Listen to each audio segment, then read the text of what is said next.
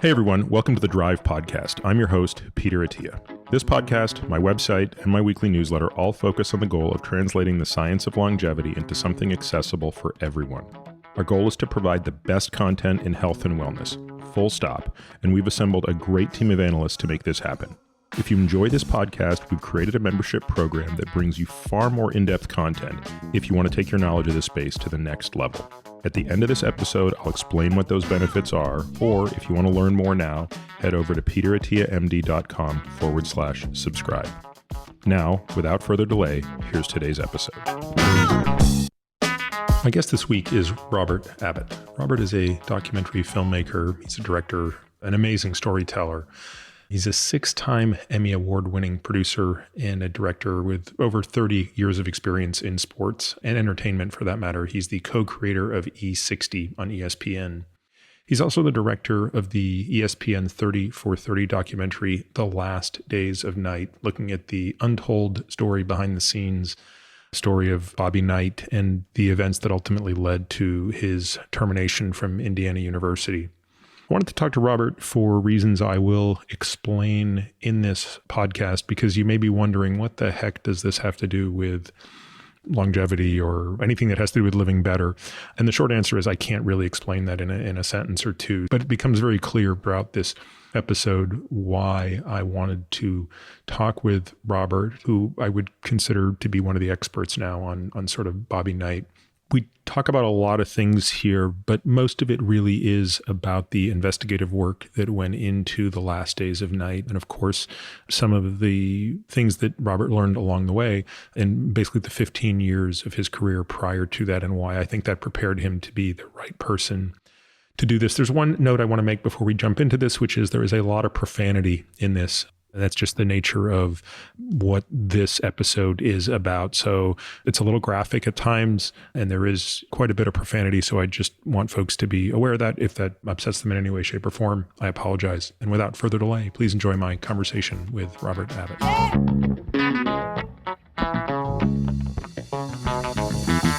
Hey, Robert, it's awesome to sit down with you today. You're one of the few people that I just sort of randomly reached out to who actually responded to me. So I was super excited that day when I sent you a direct message on Twitter. And then next day you said, yeah, let's chat. And I really appreciate it, because I know responding to random strangers is is always buyer beware.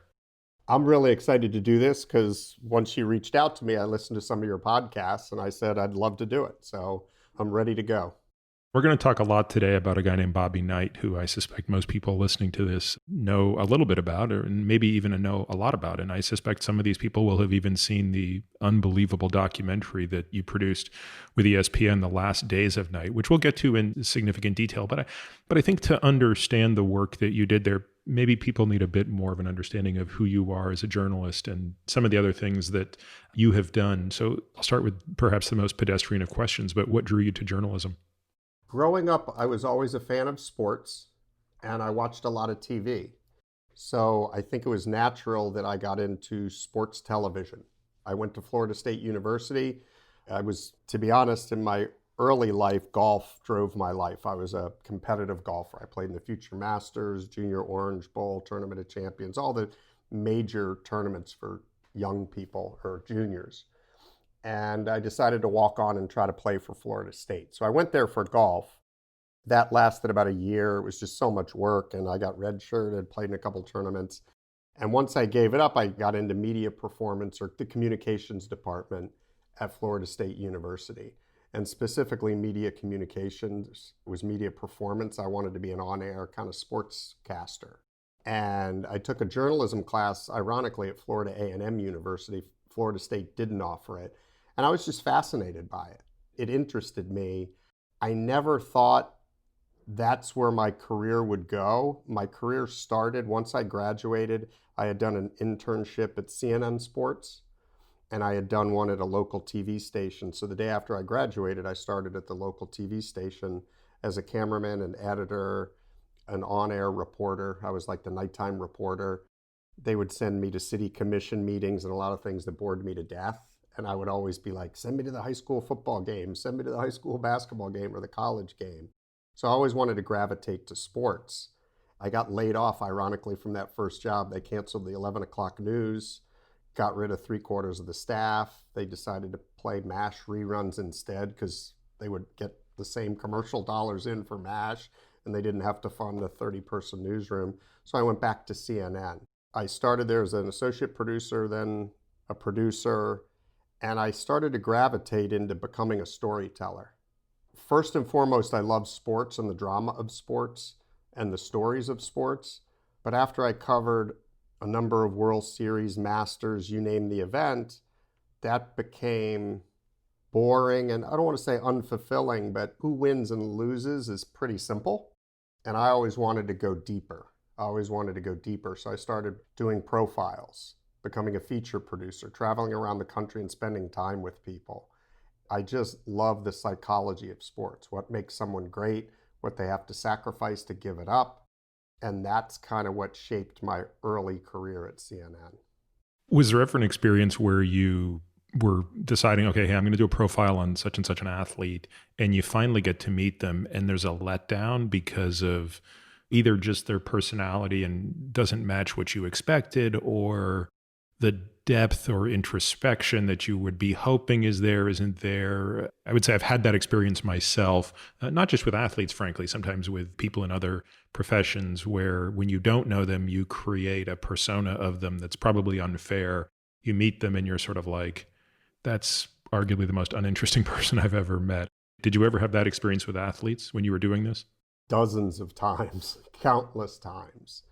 Interestingly, I started at CNN, Sports in 1987. On around 91, they wanted me to go up and head up the New York bureau. That fell through at the last minute, and my boss at the time, Jim Walton, called me in and said, hey, I'm sorry it fell through. I really wanted that to happen. Would you be interested in covering the Olympics? And I said, sure. I grew up as a kid watching the Olympics, watching Olga Korbut, Nadia Comaneci, all of the profiles. And I didn't realize this till I was much older, probably in my 40s, maybe even my 50s, how much of an impact that had on me. Like I sat in front and I was fascinated by their human stories, which Rune Arledge did, Dick Ebersol has since done. And when I got that job, exactly what you said came true. It was my dream job, and I went and met a number of these Olympic athletes.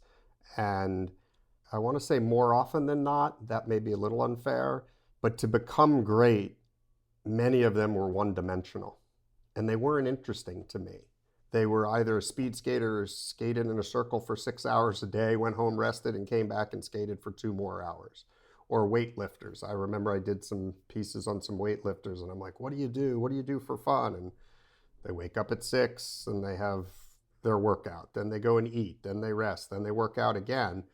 And doing those in the early years when I did a lot of profiles for the Olympics, I remember the people who fascinated me because they were just different.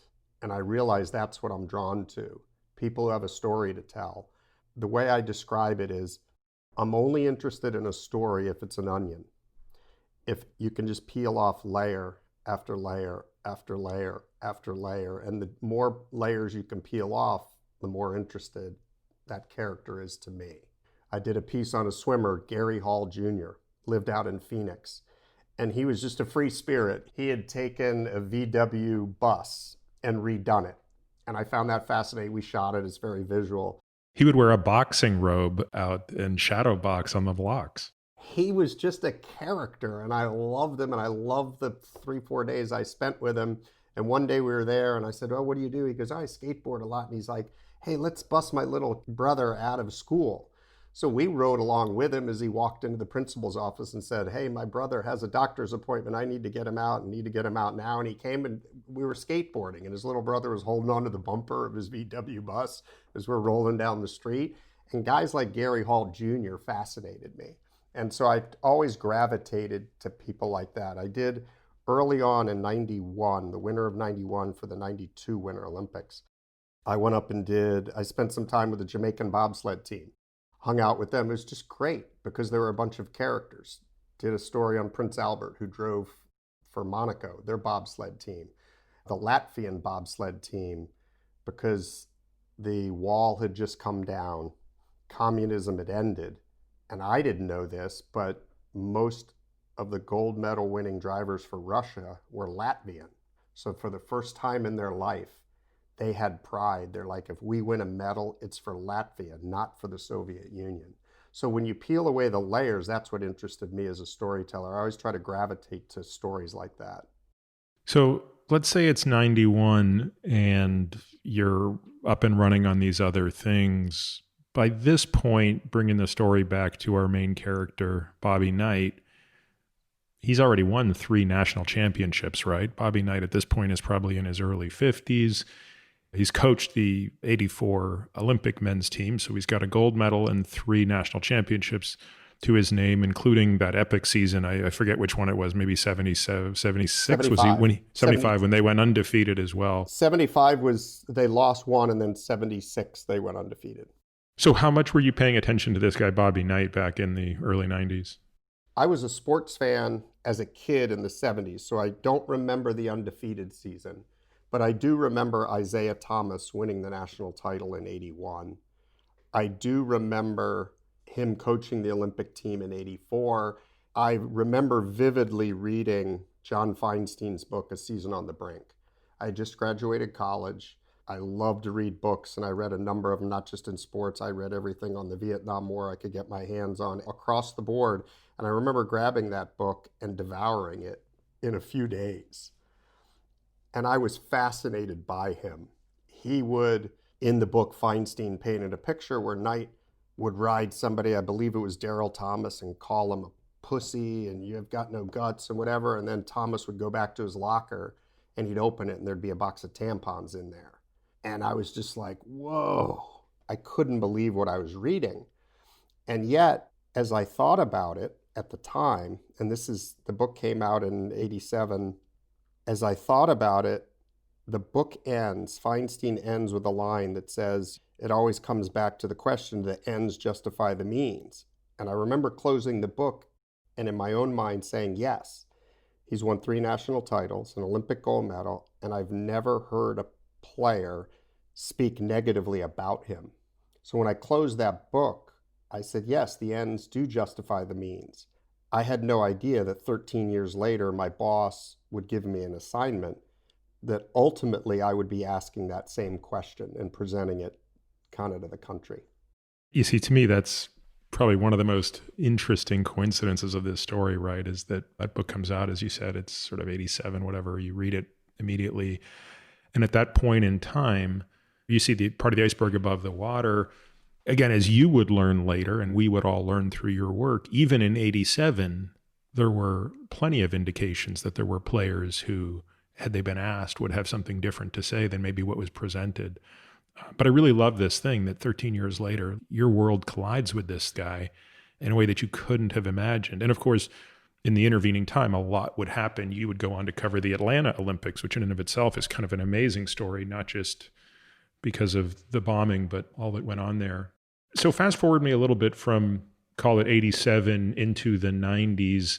What else are you working on? And perhaps more importantly, how is it helping you prepare for what might turn into be one of the most difficult assignments of your career?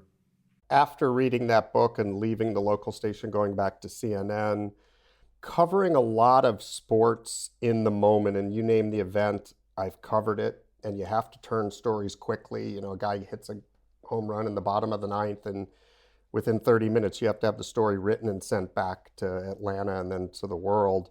As a journalist, I learned to make decisions quickly, not always the right one, but you get a ton of at-bats and you learn. I always, like I said earlier, gravitated toward telling the story of people and the psychology of people and what makes them tick. I used to sit around, Nick Charles and I traveled the world. He was the lead anchor in CNN Sports.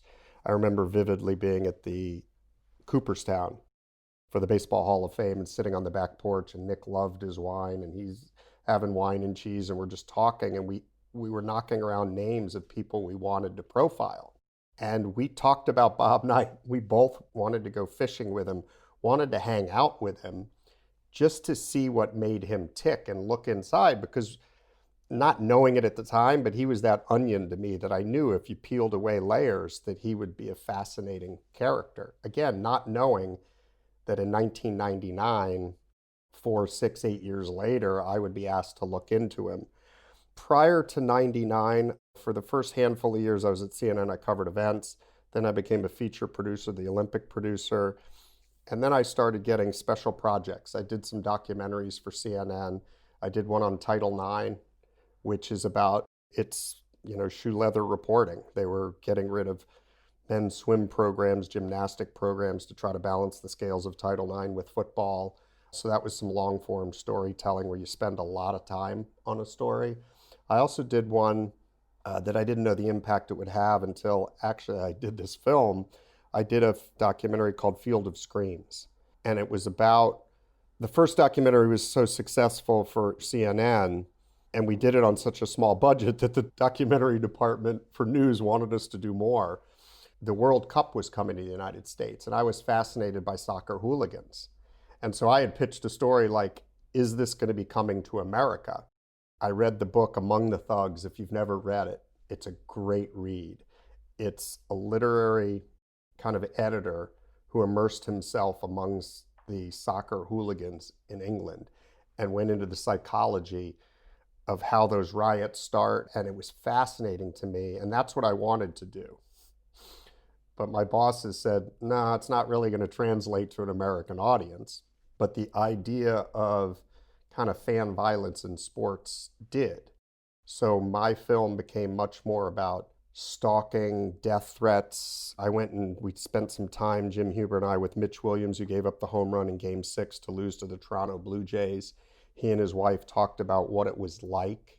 This was the guy that played for the Phillies? Yes, he was the reliever, Wild Thing, Mitch Williams. Yep. A real character. Again, you peel away layers, he was a character. He said what he would think. And to sit there and listen, we went out to a ranch. He had a ranch out in Texas. And he and his wife were there explaining what those days were like during the World Series. He had given up the home run. He was back at his home in New Jersey, and he had gotten tons of death threats. And his wife said, we lived in an old house and the floors creaked.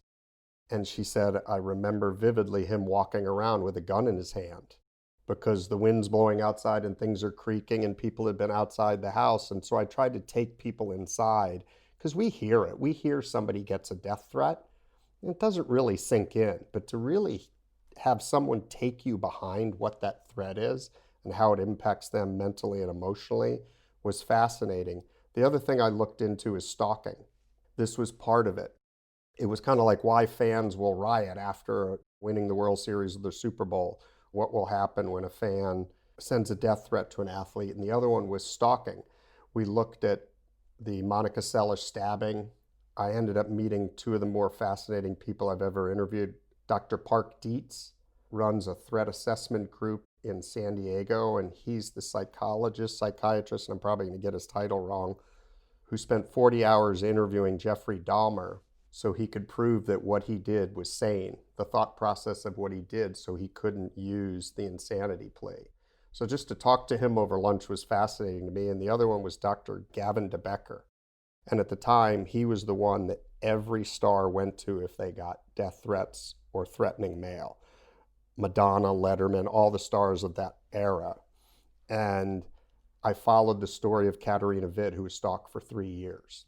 So you asked me how these things prepared me. I spent 9 months on this documentary. It wasn't 2 days, 3 days, 3 weeks, 3 months. It was a long time. So these documentaries prepared me in how to tell a story at an hour level, how to tell a story at a 2-hour level, all the different places you could take kind of a narrative yarn. So I had done those 2 documentaries at CNN. Those 2 things probably prepared me the most for what the assignment I was going to get in 1999. Now, in the 90s, were there other examples that came to you that would ultimately serve as basically reminders of this idea that the cost of excellence in sports, were there other examples of sports or athletes even that you covered where you could say, hey, have we gone too far in society? Have we let this athlete or coach get away with things simply on the basis of their greatness? And maybe we need to revisit that. I can think of a couple of examples in retrospect, although I will admit at the time I was blind to it. Who came to your mind? Who are the 2 that came to your mind? I think Mike Tyson comes to my mind. I grew up as a huge boxing fan, like lived for boxing. Absolutely the single most important thing in my life from the age of 13 onward. When you think about the Mike Tyson of the late 80s and early 90s, I mean, an incredible talent who was completely out of control. And in retrospect, of course, now with the wisdom of being an old man, it's a very clear understanding of what a traumatic childhood he had and how that childhood would produce a knife that is very sharp on two sides, right? On the one hand, it made him an unbelievably rage-filled fighter, and he built up an armor to make sure he could never be hurt again. But without fixing any of the underlying problems, he basically was going to be a nonstop hurting machine outside the ring as well. That's certainly one example that comes to me. I think the other one, just sort of looking back, would probably be Tiger Woods. I don't follow golf that closely, but when you look at everything that sort of unfolded in Tiger's life, call it 10 years ago, you get the sense that this guy who was such a prodigy may not have had enough people around him that could say, hey, let's revisit how you're going to sort of live your life. And things probably just got out of control. But again, when you're so dominant and you're winning and the money is there and the titles are there, I think it's easy to overlook these things. So I guess I'm not saying these things to be critical of the athletes. I'm saying them more as, with a little bit of wisdom, I look back and go, that's interesting. And of course, Knight, I think, will end up being arguably one of the most extreme examples of that. Kind of goes back a little bit to The Onion, where people, why do you like Andre Agassi but not Pete Sampras? Because people whose great moments and worst moments aren't separated by that much are not as fascinating. But you get somebody like Knight, who in one area is brilliant and a genius, and he's exceptional at so many different things, and he's so flawed in others. That's why people like Tiger, Tyson, and Knight fascinated me. I didn't spend any time around Mike Tyson.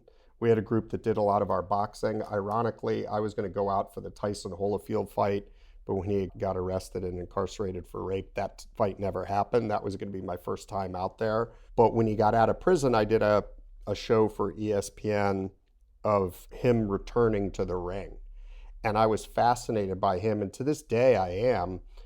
I have a curiosity, I think, like you, into what the environment and the situation that forms these people. There's things that, as you eloquently said, that it sharpens the knife and it's on both sides, good and bad. And I always wonder with Mike, if he was surrounded by better people, would his better character traits have come to the surface? I think you've seen Mike in the last 5 to 10 years that he does have a sensitive side. He does have a caring side. He's not a horrible monster, but there was years where he acted that way. When I did that documentary, I spoke to the president of HBO Sports at the time, and after the interview ended, he told some stories of Mike and his guys renting hotel rooms, suites in Philadelphia, and just marching as many women through there as they could in a 3-day span. Told you things that the general public didn't know what was going on. And he was surrounded by people. I think the challenge is when you're a cash cow for everyone, they're worried about you making money. They're not really worried about you and the underlying things that you need to work on that you mentioned, because that doesn't make them money. They want to get as much money out of you as they can. So they're going to let you do what you want until that gravy train of money runs dry. And I think that's sadly what happened to Mike with Don King, Horn, Rory Holloway. I always felt that when you go back to the beginning of Tyson's career, I mean, look, there's probably nobody who was able to look at him purely as a person, including Customato, who was really a father figure to him. But there was a guy back involved in his life early on, Steve Lott. Most people probably wouldn't recognize that name unless they're real aficionados of Tyson history back in the mid-'80s. But I always felt like Steve Lott was probably, along with maybe even Teddy Atlas, were kind of people that could have kept Tyson on the straight and narrow. He was also managed by these two guys that were ridiculously shrewd and created kind of a grotesque deal where they took a third of his purses, which was legally permitted, but obviously by any stretch of the imagination is completely disgusting. But one of the two, Tyson did have a fond affection for, a guy named Jimmy Jacobs, who died in early '88. The other guy, Bill Caton, he had no relationship with. And I always felt that the end of Tyson was actually the death of Jacobs, because D'Amato died in 85. He'd already by that point kicked Teddy Atlas out of the camp. Actually, D'Amato did, which was a huge mistake. He'd canned Steve Lott on the basis of Don King sort of brainwashing him, and then Jimmy Jacobs dies. And then this is all before the Spinks fight. The Spinks fight was really the last fight, in my opinion, where he went in as a great fighter, and everything thereafter was sort of downhill. Let's turn to Bobby Knight. Let's talk about when this first became the lead thing for you. So is it easier, I guess, maybe you could give people a little bit of the history of what's happening to Knight in the 90s, and then how you're getting brought into it. He won his last national championship in the late 80s. And in the 90s, he still had good teams, 20-win seasons, but he started getting bounced in the first or second round of the tournament. And again, other than being a sports fan, I was never assigned to cover him. But I followed it like probably the rest of America. You kind of just kept waiting for him to get that player or get that sign a class that would put him back on top. He had gone from 76 to 81 to 87. There's 5 to 6 years in between each of those. So in the early 90s, you're like, oh, he's going to come back. And he just wasn't. And other than just being a sports fan, he really wasn't on my radar. Then in 1999, Luke Recker announces he's leaving Indiana. For those people who don't know, Luke Recker was the leading scorer, got the most minutes. He was kind of the star of the team. What year was he in? Sophomore? Or? He was, after his sophomore season, he did leave. That's when my boss, Steve Robinson, I was at this point at CNN, I did the Olympics, I did special projects, and then wherever they needed me, because I like variety, I get bored doing the same thing all the time. So, hey, you need somebody to cover the World Series, I'll go. If you need me to do this, I'll go. Hey, if somebody's going on vacation, need a line producer in the studio, they'd plug me in there for 3 weeks. So I had variety. I had come back from a site survey in Sydney, Australia for the 2000 Olympics. I went ahead a year in advance to set everything up for CNN. And I had just gotten back, and my boss said, oh, what do you want to do? We're just talking about it. I don't know, a day or two later, Steve called me into the office and said, hey, Luke Recker just left Indiana. And we talked about it, and he said, why don't you look into why? He's the third McDonald's High School All-American in the last 2.5 years to leave the program. And he's the most popular player there, getting the most minutes. Normally, somebody who's unhappy leaves a program. Your leading scorer usually doesn't leave. And I remember sitting in Steve's office, not being very excited at all about this assignment. I was just like, it's going to be a waste of time. Steve and I talked about how we thought it may be more of a story on AAU basketball and how these athletes are coming out of high school with inflated egos, big sense of themselves, and they can't play for a guy like Coach Knight anymore. They have a sense of entitlement. So we thought the story may kind of focus on that. The explosion of AAU basketball, how these guys are stars now at 16, 17, and 18, and they're not willing to be coached in college anymore. I vividly remember walking out across the newsroom of Steve's office back to my desk, just not being that excited, thinking it's going to be a waste of time. And maybe for the listener, Robert, give people a bit of background on Bobby Knight's coaching philosophy, starting at West Point, himself obviously winning a national title, really being a guy that coaches a team, not a star, even though stars came out of the program. Like, what about his coaching style led you to the conclusion that, hey, a 16-year-old high school star might just be not willing to be coached under that system? What was your preconceived idea? I thought what I think most people in America thought is these guys just aren't tough enough. Coach Knight came out of Orville, Ohio. He went to Ohio State and he was a role player on their national championship team with John Havlicek, Lucas, etc. And shortly after that, he went on to Army to coach. By the age of 24, he was the head coach at Army. And then from there, he went on to Indiana, and he very much took what he learned at Army and applied it. The sense of, I'm going to break you down to nothing and then build you back up into the person I want you to be. So he was hard on players. It was team before I or me or you. It was very much about his system. It was very much about unselfish basketball, playing defense, moving your feet. It was about sharing the basketball. It was about there's no stars on my team. Other than Isaiah Thomas, I mean, the 76 team had a lot of great players, but Isaiah Thomas was probably, I don't want to offend anybody who went to IU, probably the only transcendent player that went there. Isaiah was a little different. But the 87 team, again, they had Steve Alford, et cetera, but there was no superstar talents. So Knight was all about team basketball. And he was very hard. The portrait I had of Knight in my head and the knowledge I had of him and the assignment, it just kind of added up that these kids weren't tough enough. They're wimps, they're soft, they're pampered, they're entitled, and they couldn't take it. And that's kind of the message that was put out when they left. Year and a half, 2 years earlier, Neil Reed had left. And they said he wasn't tough enough. And then Jason Collier had left.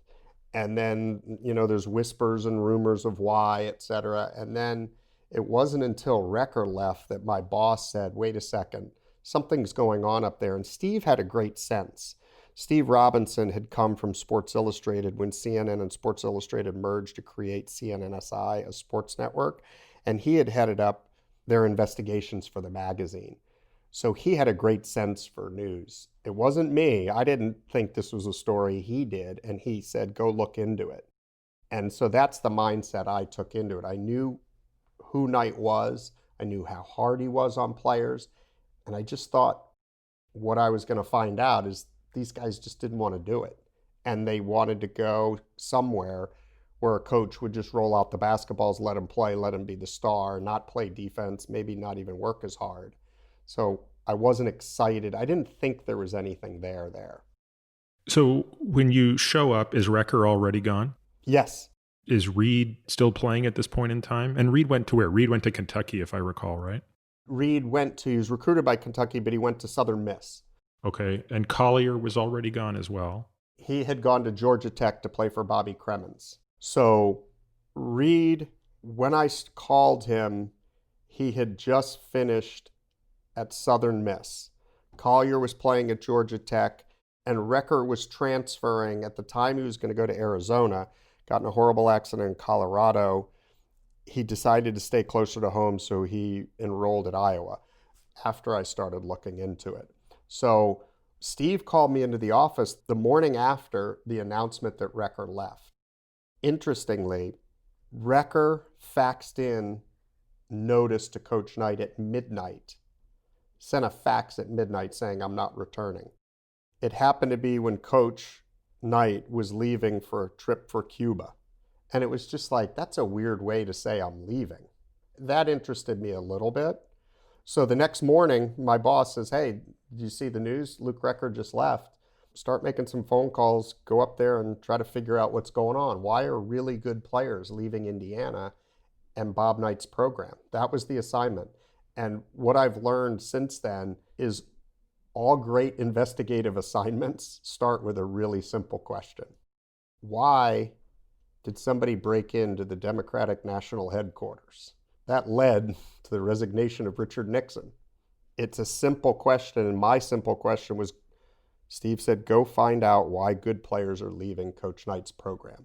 And it was as simple as that. It wasn't an investigation. It's just a question. And we thought it would take us down this society, kind of a look at society, entitlement. It was not an investigation at all at the start, but it became an investigation with a couple of my first phone calls. I did a lot of reading. 2 days later, it was a Sunday night, I called and Neil Reed's dad picked up and he and I talked. And he didn't hold anything back. Terry told me everything. And this was off the record or on the record? It was off the record. Again, I was just trying to understand the story. And then I called Neil that Sunday night. And Neil and I talked for about 90 minutes. And in the film, for those of people who haven't seen it, I saved everything. I can't tell you, I probably had a dozen notebooks from the 18 months I reported this, where I took notes on people's phone calls and everything. And I saved them all. They were in a box in my basement for 15 years. And when I did the film, I went back and just opened the box, sat here in my office with 3 cameras on me and just went through every single thing I pulled out. It took like 6 or 7 hours. And it just refreshed my memory and it became the spine of the film. So Terry Reid spoke to me and then Neil spoke to me. And what did Neil tell you on that first call? He told me why he went to Indiana. He loved Indiana. His father was a basketball coach. His father, much like Coach Knight, was a hard ass. His father admired, I think probably loved Coach Knight's style.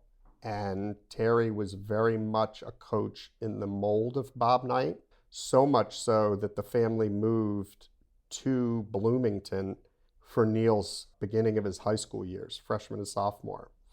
Then he moved back to Louisiana and Neil became 2-time state player of the year. He never made another visit. He knew he was always going to go to Coach Knight. He wanted to play for Coach Knight. Neil was a tough-minded kid. The tougher it was, the tougher he got. He wanted to go to Coach Knight, play for Coach Knight because he wanted to go play for somebody who was going to push him and make him better.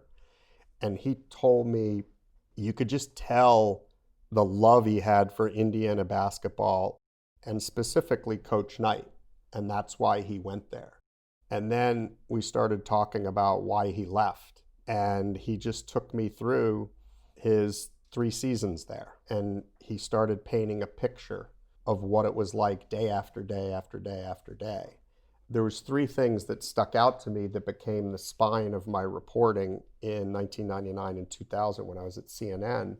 One was that at a practice one day, they were running a drill. Larry Richardson was a big man, and Coach Knight had always taught Neil, the point guard, hey, talk to your team, command their presence, command their attention, you're running it. And he always wanted him to talk to the players during the play. So they ran this play where Neil threw a bounce pass into Larry Richardson. Larry made the layup, and Coach was like, that's great, Larry, that's great, great.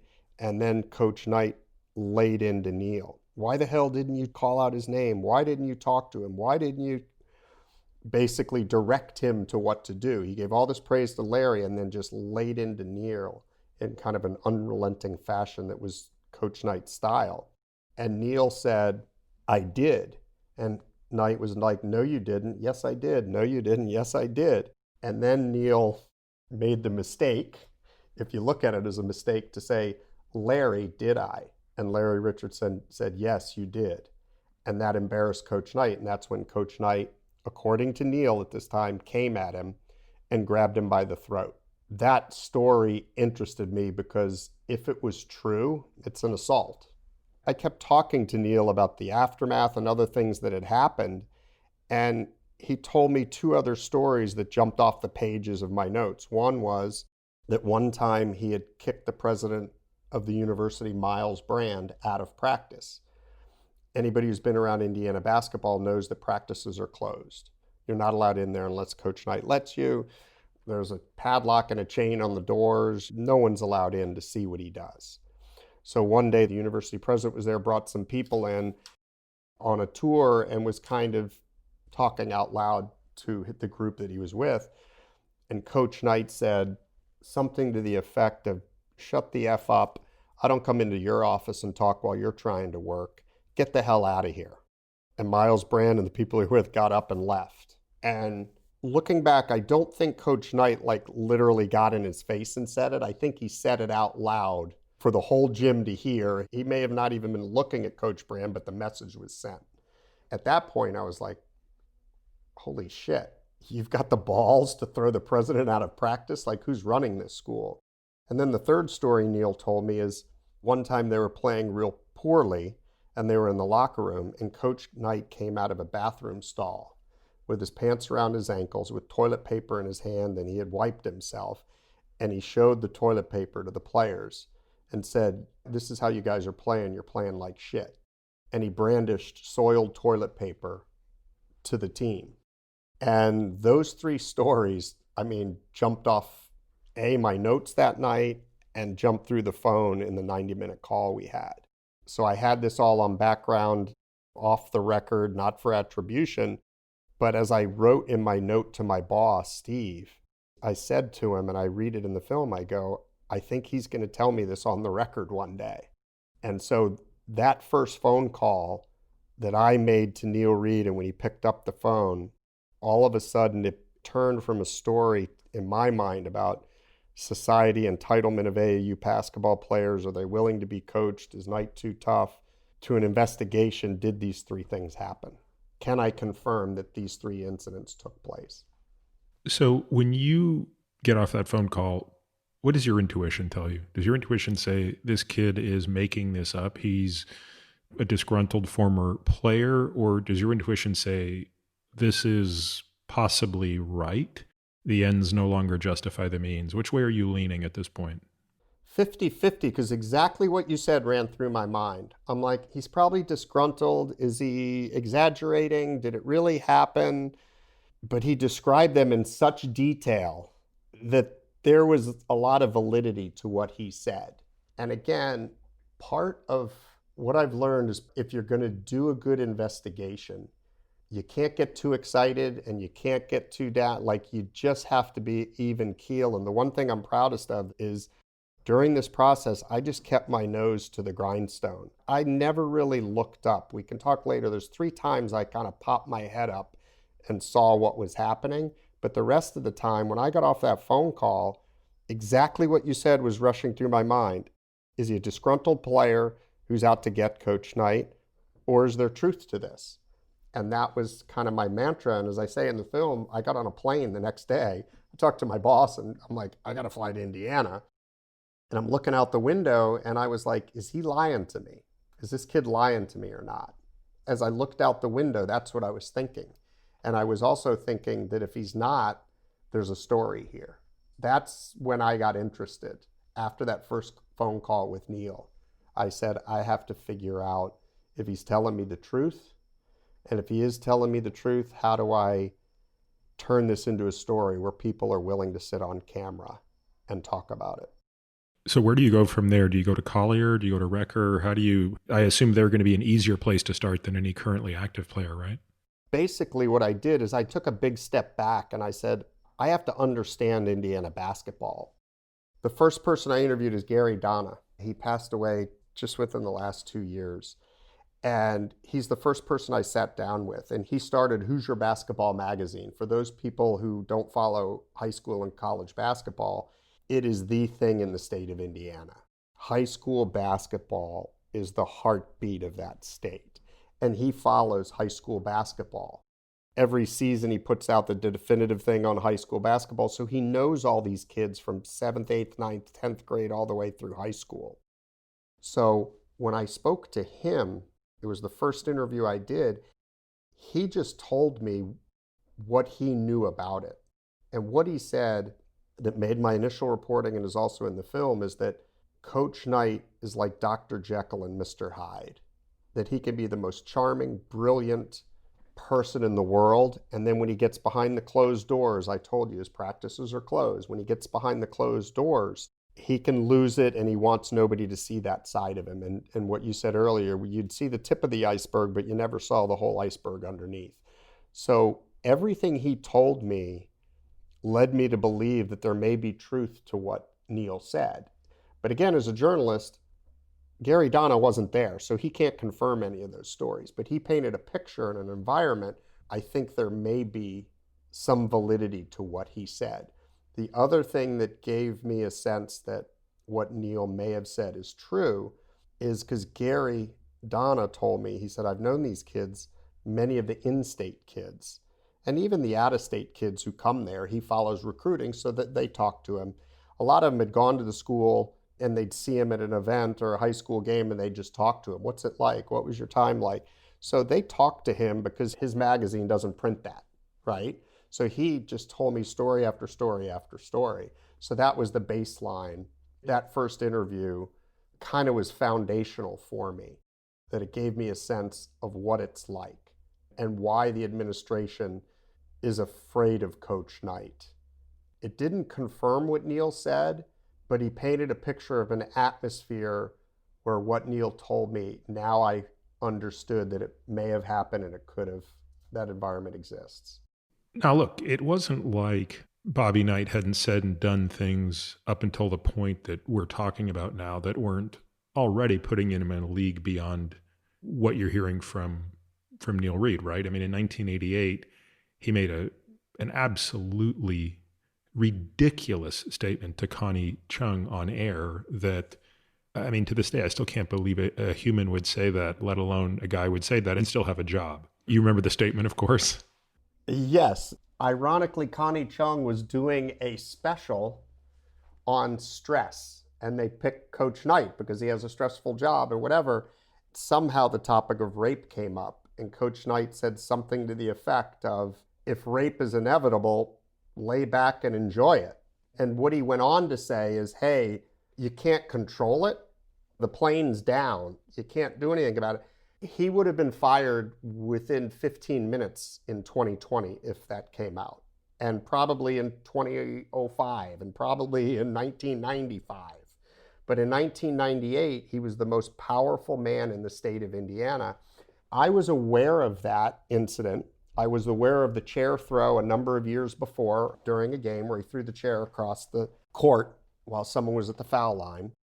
I didn't know the impact of it, and to be honest, Peter, I didn't realize how important that moment was until I did the film 18 years after my reporting. What I learned by having 18 years of hindsight is that at that point, Knight had won 3 national championships, an Olympic gold medal in '84. In 1987, in my reporting, I had uncovered that the Bloomington Faculty Council was so offended by the John Feinstein book that they wanted to look into Knight's conduct, and they put together kind of a Bill of Rights for athletes that said no coach should verbally or mentally abuse their athletes. And I uncovered this. This was in 1999 during my reporting, and I was like, wow, they knew about this in 1987, and I'm reporting on it in 1999. The timeline is they were looking into kind of reprimanding Coach Knight, reining him in, knowing he's out of control. And what does Knight do? He wins the national championship. Now they cannot put a saddle on. There's no way. The horse is out of the barn, and it is so far down the road that there's no coming back. He was a legend. He was the most powerful man in the state. So when he said that with Connie Chung, there was a huge outcry initially. The president released a tempered statement that said something to the effect of Coach Knight's quote does not reflect Indiana University. It was very middle of the road, kind of. It didn't chastise him or go after him. And what Coach Knight did is he went and interviewed for a job at New Mexico. And as Alexander Wolf, Sports Illustrated basketball writer, he's written so many books on basketball, one of the best minds in the sport. In my film, he said it was a shot across the bow at the president. Coach Knight was like, really? You're going to put out a statement about me? I'll go to New Mexico and let's see what happens. All of a sudden, the entire state is up in arms, now attacking the president. Not attacking Coach Knight for what he said, but attacking the president like, you're going to drive away Bob Knight? He just won a national championship, 3 national championships and an Olympic gold medal. And so that shot across the bow gave Knight the power he needed to survive up until 2000, if that makes sense. They knew about him in '87. They were trying to do something. He won the national title. He makes a horrible statement to Connie Chung in '88, but he survives all the way until 2000. And that's because he basically showed who was boss in the state. The president of the university wasn't. Coach Knight was. And a number of presidents changed during his 29 years at Indiana, but Coach Knight remained. And that's why he was allowed to exist through the late 80s and early 90s all the way up until 2000. Did his behavior publicly get worse over time? I mean, you go to YouTube and you can find no shortage of best moments in press conferences.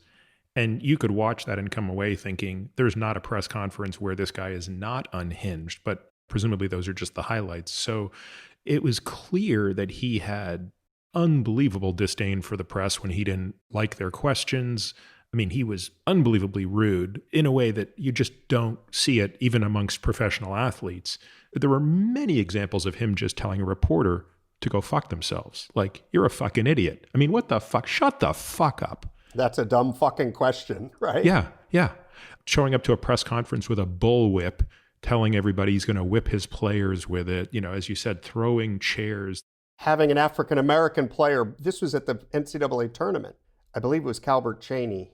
He had a player bend over and he's like, you can't touch me. I'm going to do what I want. To answer your question, as media grew from the 70s to the 80s to the 90s up until 2000, we had greater access to him. I don't think he fundamentally changed. People have asked me this a lot. Was he the same person in 2000 as he was in the early 70s when he went to Indiana? And I said, fundamentally, he was the same. What I think changed was he had success at Army. He came to Indiana, had immediate success, took him to the Final Four in the second year, won a national title in 76, won 2 more, an Olympic gold medal. So the ends justified the means during that run from when he first got to Indiana up until 1987.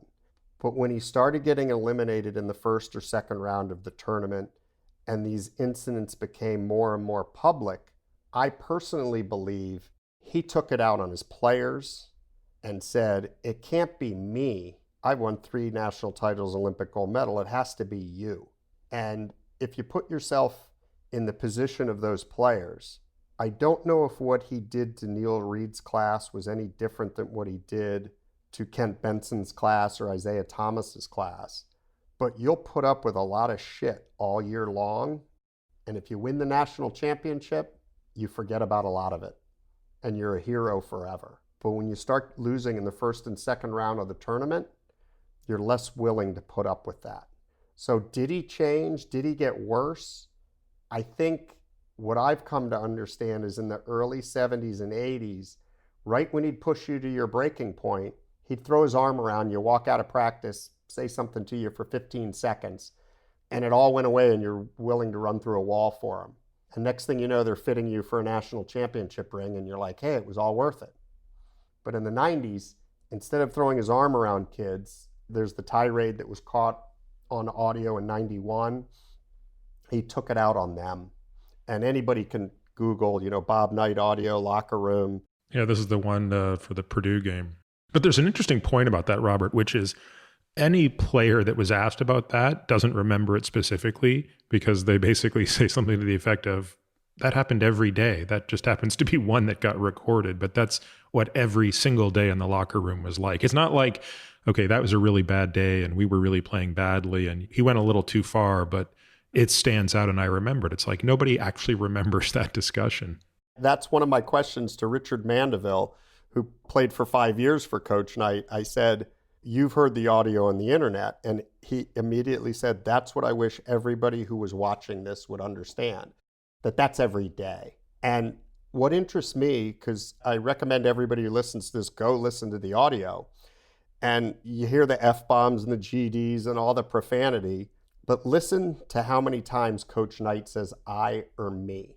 Here's a guy from his days at Army. It's about team.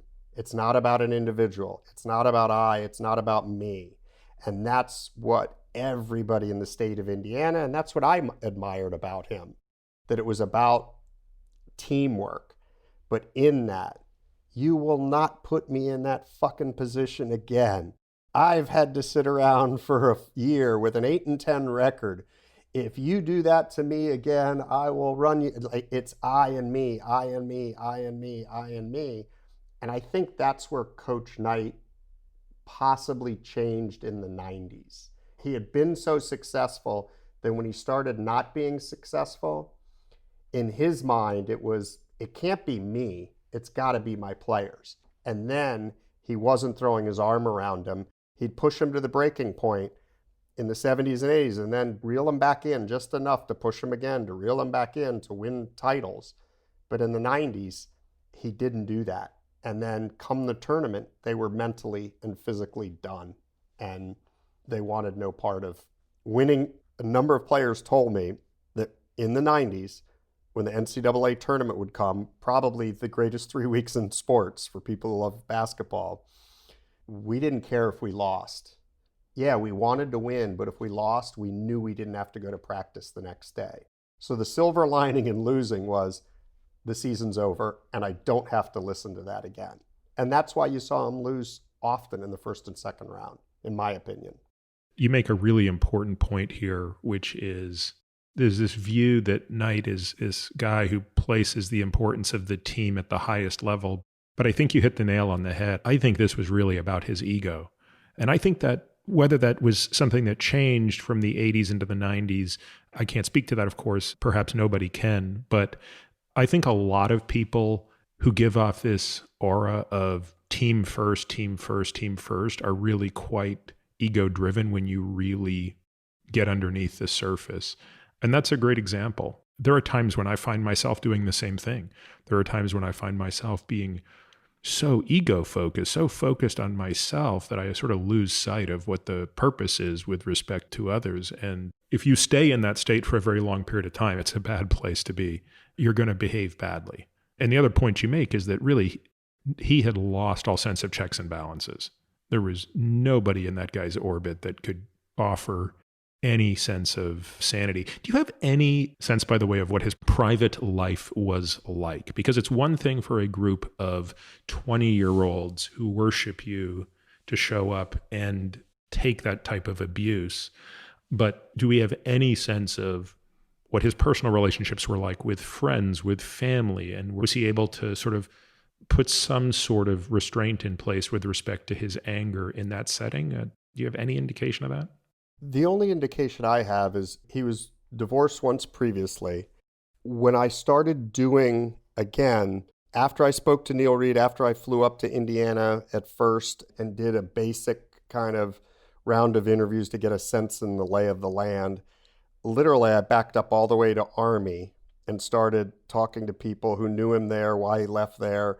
It didn't point to what my assignment was why did 3 players leave in the last 2 years, but I wanted to get a sense of that. I wanted to understand him from head to toe. At one point, I got a phone call and was put in touch with a professor at the school who, on background, he has since passed away, so I can share it.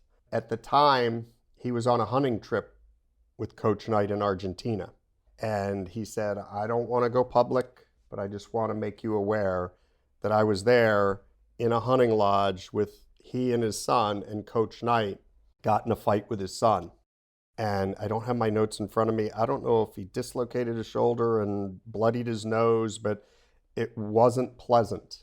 The professor told me, described it to a T of what took place. At the time, I had done my reporting and CNN had done our initial report. It was a 16-minute piece alleging the 3 things that Neil had told me. That Coach Knight had grabbed him by the throat, he had kicked the president out of practice, and he had brandished soiled toilet paper. So it's front page news around the country. Everybody's attacking CNN, me, Neil Reed, anybody in the piece. And so I start getting phone calls from people. I'm put in touch with this professor who said, hey, I don't want to go public, but I want you to know what I know. And again, much like Neil, he told me everything. And I went to my bosses and said, I got to fly to Argentina to find out if this is true. And we didn't have huge budgets at CNN Sports at the time. We were getting attacked as if we were going after Knight. So my bosses said, hey, we can't go down there. We can't make it look like we're out to get him. And I go, I'm not out to get him, but people are calling me. So I kind of went around my bosses a little bit and called a stringer. A stringer is in the news business is we have contacts at different places, countries, cities, towns around the world that aren't on our staff, but if we hire them for the day, they'll do work for us. So I found out a stringer for CNN and I called. I said, can you go over to this hunting lodge and can you talk to this person? Here's the phone number, this. And the stringer came back and said, he confirmed what happened. He runs a very high-end lodge. He doesn't want to badmouth his very wealthy clients, but he did confirm to me that he drove them to the hospital and said to Coach Knight, you're no longer welcome here. And that really, to me, you talked about the tip of the iceberg or what we see. You asked me about his private life, and I'm like, that was evidence to me that he couldn't control his temper in his private life. And I wanted to report it. I had 2 different people who wouldn't go on the record or confirm it with me at the time. So I couldn't. As a journalist, I can't report it because I can't definitively confirm it. So what did I do? I called Christopher Simpson. Christopher Simpson was Miles Brand's right-hand man. He was the vice president of kind of media communications, and he was the voice of Indiana University for Miles Brand. So I'm like, well, at least I'll let him know that I know. So I start poking as a journalist, poking and prodding and people. I'll never forget, it was the day where they would ultimately announce zero tolerance.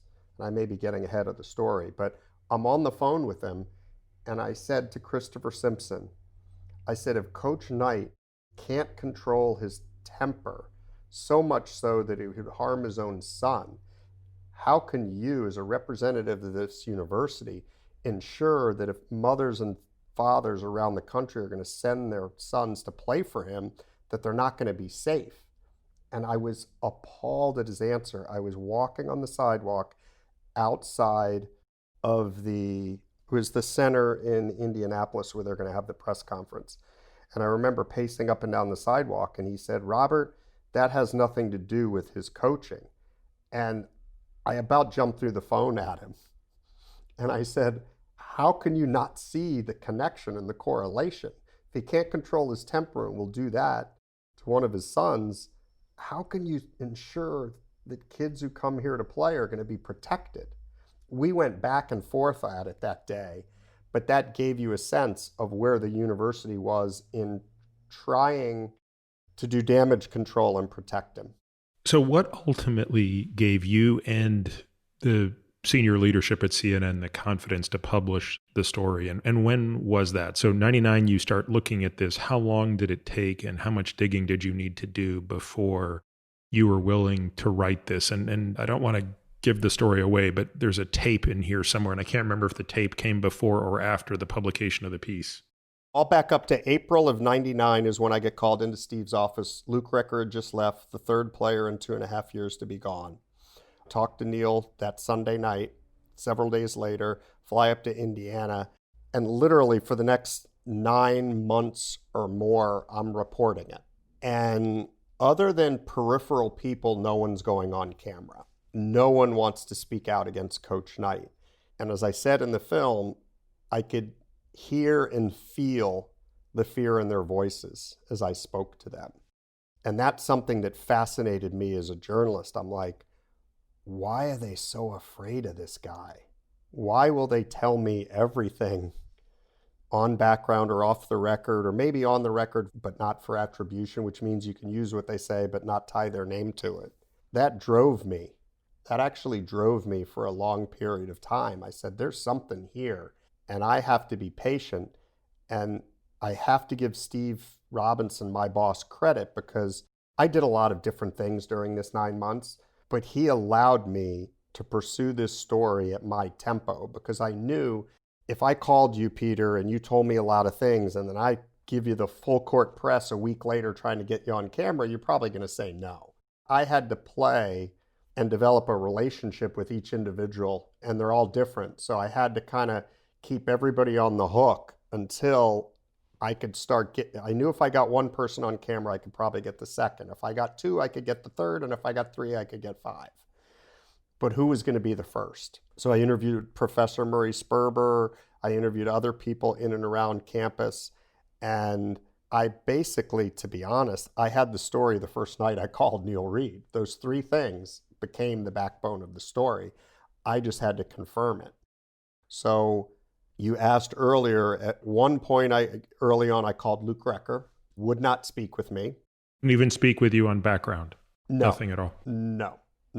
And what about Collier? I spoke to Luke's mother on background, and I spoke to others who told me that Luke wanted to quit after his freshman year.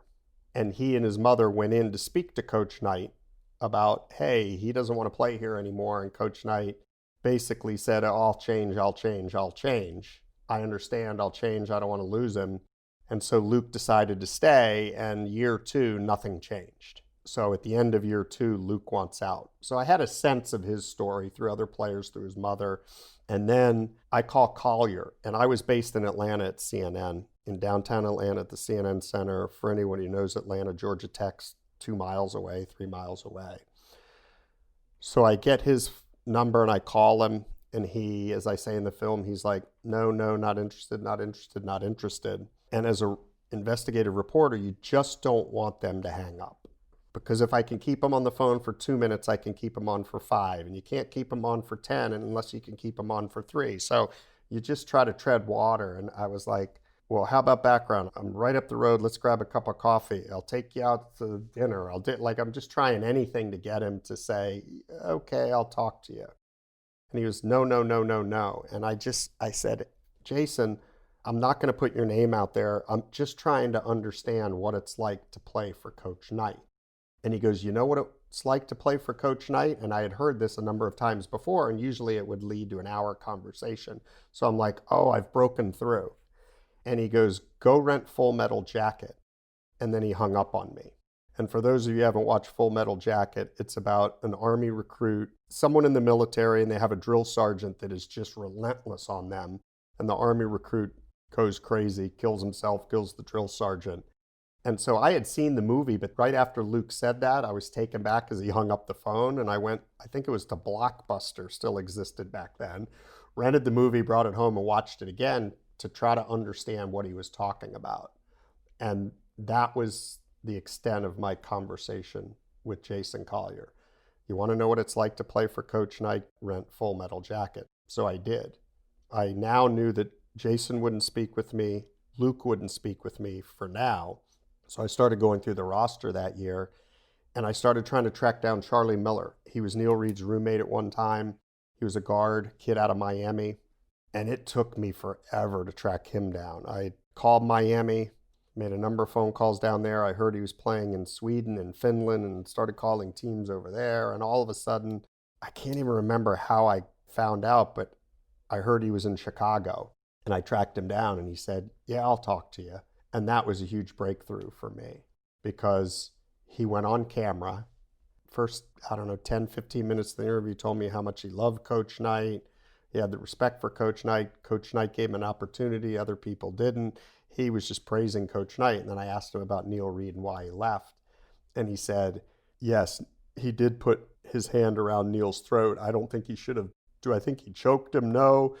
But I don't think he should have done it. So he confirmed that there was physical contact, and he did it on camera. And that was a huge breakthrough for me when I got Charlie Miller on camera. And once I got Charlie, I was hoping, pretty confident that the dominoes would start to fall. That once, I could go back to Neil and say, hey, Charlie Miller confirmed what you said, so you're not going to be out there by yourself. And I had called Richard Mandeville. I mentioned earlier, he had played for Knight for 5 years. And I had spoken back and forth with him a number of times, and he said, no, I'm not interested, blah, blah, blah. And I came back and I said, hey, I spoke to Charlie Miller. I spoke to Neil Reed. Would you now go on camera? And then he sat on camera, and so did Neil Reed. So those are the 3 players that I got to go on camera. It's probably worth pausing for a moment because I'm sure the listeners sort of sitting here wondering, what is it about Bobby Knight that's so interesting to me, right, on this podcast? I think the reason, and I don't even know if I really explained this to you, Robert, when I reached out to you, but I'm a perfectionist, and I've been that way as long as I've had any sort of conscious awareness of anything. I mean, my mother tells stories about me as a kid doing things that my siblings didn't do as far as just being such a perfectionist. And also I've had a terrible temper my entire life. Again, one of those things that I didn't know how to explain it, especially because neither of my parents have a bad temper and neither of my siblings have a bad temper. So it's always this sort of weird thing. Like if I'm 5 years old and I was building a big Lego tower and it broke, I'd smash it into a million pieces. I mean, I was just utterly pissed off beyond words when I couldn't do something perfectly. My guess is there are probably a lot of people listening to this who can relate to that because that phenotype can lead to some pretty good accomplishments, right? You can become pretty good at sports. You can do really well in school. You can do really well professionally, but it comes at a great cost. And I think now that I'm older, I'm becoming more and more and more aware of that cost. So much so that in the past year, one of the biggest kind of breakthroughs I've had in therapy, which was very difficult, I consider it the single biggest step function I've ever experienced in my life, was becoming aware enough of my inner sort of monologue, not dialogue, but monologue with myself. And I was actually going through my journal because journaling is a pretty big part of what I sort of do to kind of keep track of myself. I came across a sort of an entry from maybe 7 months ago where my therapist said something to the effect of, look, your lack of self-compassion is really extreme. I want you to sort of personify that entity inside of your brain that is constantly berating you. I want you to become more aware of it, and I want you to actually give it an identity. And without hesitation, the identity was Bobby Knight. And that assumed the name. So now in the journal, I could refer to Bobby Knight and what Bobby Knight says to me. Luckily, I've been meditating for a number of years, and meditation gives you enough of a pause, or at least an awareness of the inner voice. So now I just had to listen for it. And it was really shocking what it would say over some of the most trivial things. People who listen to this podcast probably are aware, like I love archery, I love, race car driving, all these things. Even a mistake in one of those things, which are completely inconsequential, right? I'm not a professional anything. Like I do these things as a pure hobby, but just what I would say to myself when I make a mistake, it would never be, oh, try again better, do it better the next time. It would be, you fucking idiot. You are so bad at this. How dare you practice this hard and still be this shitty? I mean, what is wrong with you?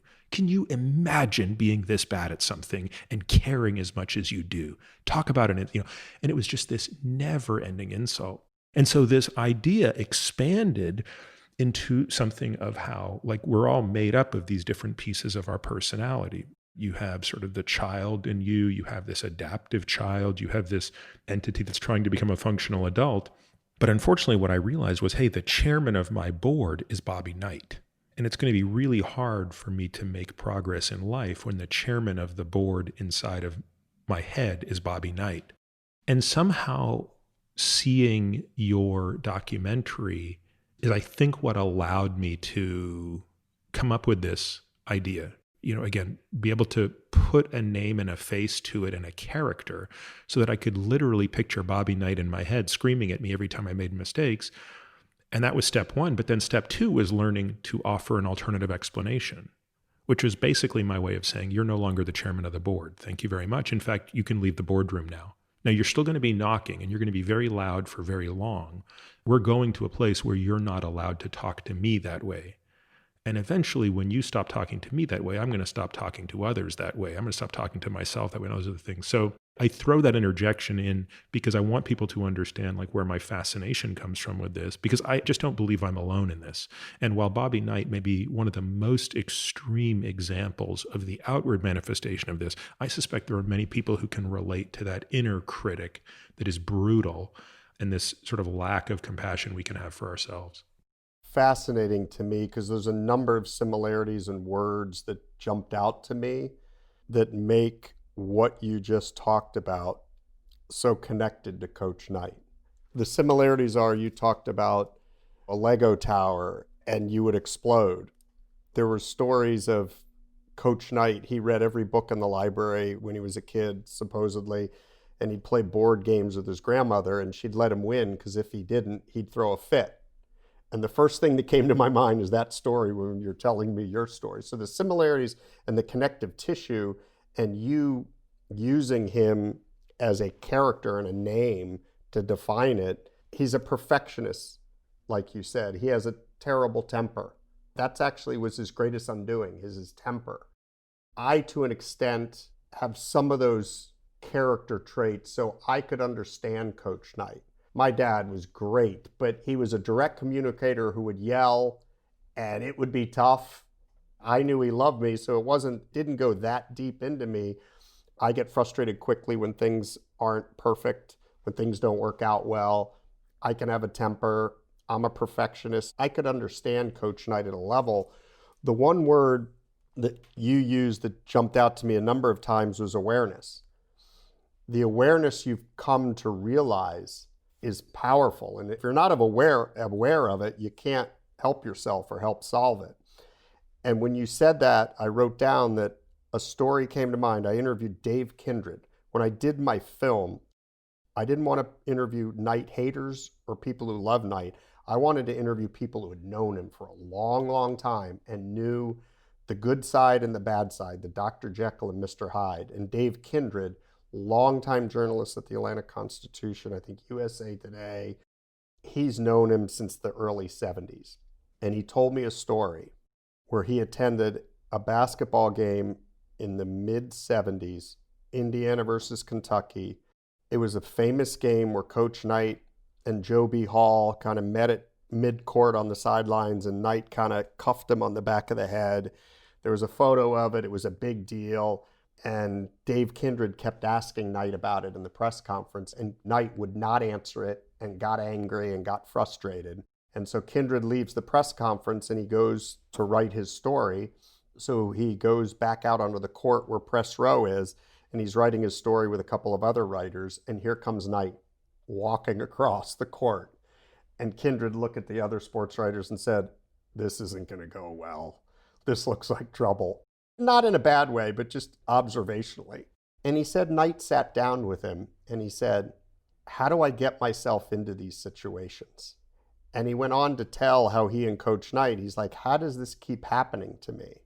Which led me to believe that Coach Knight had an awareness of his flaws as early as the mid-70s. Unlike you, he didn't try to address them, maybe tried to and just couldn't. But that story I found fascinating. It didn't fit into my reporting because my reporting was on the teens in the 90s, why those three guys left. But it was a story that never made the film, never made everything, but really told me a lot about Knight. That he, very early on, knew that there was something in his nature and his character, and that he had a temper, and that he would keep putting himself in situations that maybe after they were over, he'd look back and go, "Why the hell did I do that?" But he never got it under control, and it ultimately led to his downfall 25 years later. But he was aware of it. I interviewed an amazing therapist named Terry Reel for the podcast, and we've spoken a lot about this idea of the anesthetic that is anger. So anger is actually kind of an interesting emotion because in the short run, it is actually quite anesthetizing. It overcomes a lot of the inadequacy that underpins it. Inside, there's a hollowness, I think. There's a void that needs to be filled. There's a grandiosity that stands in the place of a true inner strength. The anger kind of fills that void and numbs that pain in the short run, but it's immediately followed by quite a bit of shame. If you're any reasonably sane human being, which is to say you do not have true psychopathology, you have to feel shame after these outbursts. There's no way that Knight isn't screaming at his players every single day and shoving toilet paper with shit in their face and leaving the locker room thinking, "I'm a great guy." No, he's feeling ashamed of what he's doing. And as a result of that, he's beating himself up more, and it's creating this greater and greater vicious cycle of needing greater grandiosity to overcome that shame, which leads to more outbursts of anger. That's a very difficult cycle to break. And I don't say that to make an excuse for him in any way, shape, or form, or frankly, to make excuses for me in times when I've found myself on those roller coasters. But I can just say from personal experience and from observational experience of countless people, it's hard to break that cycle without somebody else to help you do so. You really need a person who can challenge you and push you, or sometimes you need a devastating crisis.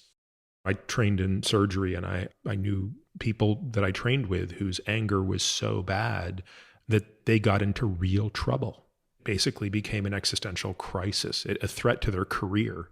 If you don't get your anger under control, it will threaten your career. So my guess is it's just a combination of all of these things. In that sense, he became a victim of his success. His success kept him far enough away from crisis that there probably wasn't enough impetus to change until it was too late. You're exactly right. And for people who didn't see my original reporting on CNN or the film, that crisis, I'll back up to April of '99, the following college basketball season, I released my first story. And it has Neil Reed, Charlie Miller, Richard Mandeville, a number of other people, and they make those three allegations. He kicked the president out of practice, he brandished soiled toilet paper, and he grabbed Neil Reed by the throat, chokes Neil Reed. So those are the allegations in the 16 minutes. Indiana rallies the troops. Everybody says it's not true, and we can go back to it in a minute, but I'm going to jump to the crisis. So I do that first piece. I do a second piece, and we can talk about it in a minute, where I actually get the videotape that's proof that he grabbed Neil Reed by the throat, and that changed the entire narrative of the nationwide story. Explain for a moment how that makes it to you, because that's, I mean, look, at this point, people who haven't seen the documentary, I hope, are going to see the documentary because it's very powerful for reasons we haven't even got to yet, by the way. That changes the game. And it's out of a movie, how this tape makes it to you. I do my first 16-minute story making those 3 allegations. Indiana, all the players, the university, everyone, even people in the media push back and say it's factually not true, CNN's out to get him. A lot of it wasn't directed at me, or I didn't pay attention, but it was directed at Neil Reed, anybody in the piece, and CNN in particular. Once I had heard, almost immediately, almost a year before, when I heard about the choke, I was told that a tape exists of it, because Indiana tapes all their basketball practices. They have student managers up in the stands on the sidelines, and they videotape it. And Coach Knight analyzes it at night, has his assistant coaches analyze it, shows it to the players. It's just part of their process. So if something happened on that court, chances are it was captured on video. I had heard about it forever, and it's just, I don't know, it's my style as a reporter that I never want to ask for something if the percentages are that the answer would be no. So I didn't pursue the video because I thought, if I pushed or asked about it, much like I said, if I was talking to you, Peter, and tried to push you to go on camera and I got a no, then where do I go from there? I work every one of my sources, how I feel I can best connect with them, gain their trust, whatever. So I had heard about the video. I was in Indianapolis to do a site survey for the Final Four. It was going to be in the Final Four that year, and I made the rounds with a number of my sources at the school. And I went out and had lunch and a few beers with one of them, and a source invited me back to their home, and I kind of knew what may or may not happen, but I never let on. And somebody goes, "Hey, I want to show you something." And I'm like, "Oh, what do you want to show me?" And so I saw the tape of practice from high above, Coach Knight going towards Neil Reed, Neil Reed's head snapping back. And even in that moment, I didn't ask for the tape. I didn't ask for it. And people who are listening to this may say, how the hell do you not ask for it? Are you an idiot? Are you a moron? Because for a month now, CNN's under fire, or my reporting's under fire. I wasn't sure that the answer would be yes here. I'm proud because I've been in this business for 33, 34 years. And I've tried my hardest, and I'm not perfect, but I try not to use people. I try not to use people to get something. And I think because it took me almost a year to report this, people got that sense with me the more I talked to somebody and it's not on the front page or it's not in the news, the more they trusted me. So what would they do? The more they would tell me, the more they would tell their friend, you can trust this guy. Oh, you should call this guy. Oh, you have something, you should call Robert. That's how I got everything I got in this story. So in that moment where I watched the video that could kind of vindicate my reporting and shut up all the critics, I didn't ask for it. And it was just an instinct of mine. A number of days later, I remember it vividly. We were watching an episode of The Sopranos, my wife and I, and the phone rings, and it's my contact talking about some stuff that was going on. And I said, just send me the tape. I won't use it until you get a lawyer. And so I made a deal with that person in the moment. Actually, to be honest, let me back up. I had a conversation. I said, let me call you back. I called Lester Munson, who people may know from ESPN. I hired him at ESPN. He's a lawyer. He was an investigative producer for Sports Illustrated, somebody I'd worked with at CNNSI. I had the utmost respect. I go, if there's anybody I can trust, it's Lester. He's a lawyer. I said, hey, Lester, here's the situation. I may be coming into a possession of a tape that may or may not be perceived as stolen by somebody. I want to make sure I don't do anything incorrectly in how I get it, blah, blah, blah. He gave me some great advice. The tape shows up at my house a number of days later. It's vindication for all my reporting. From the time you get the tape until the tape is made public is how long?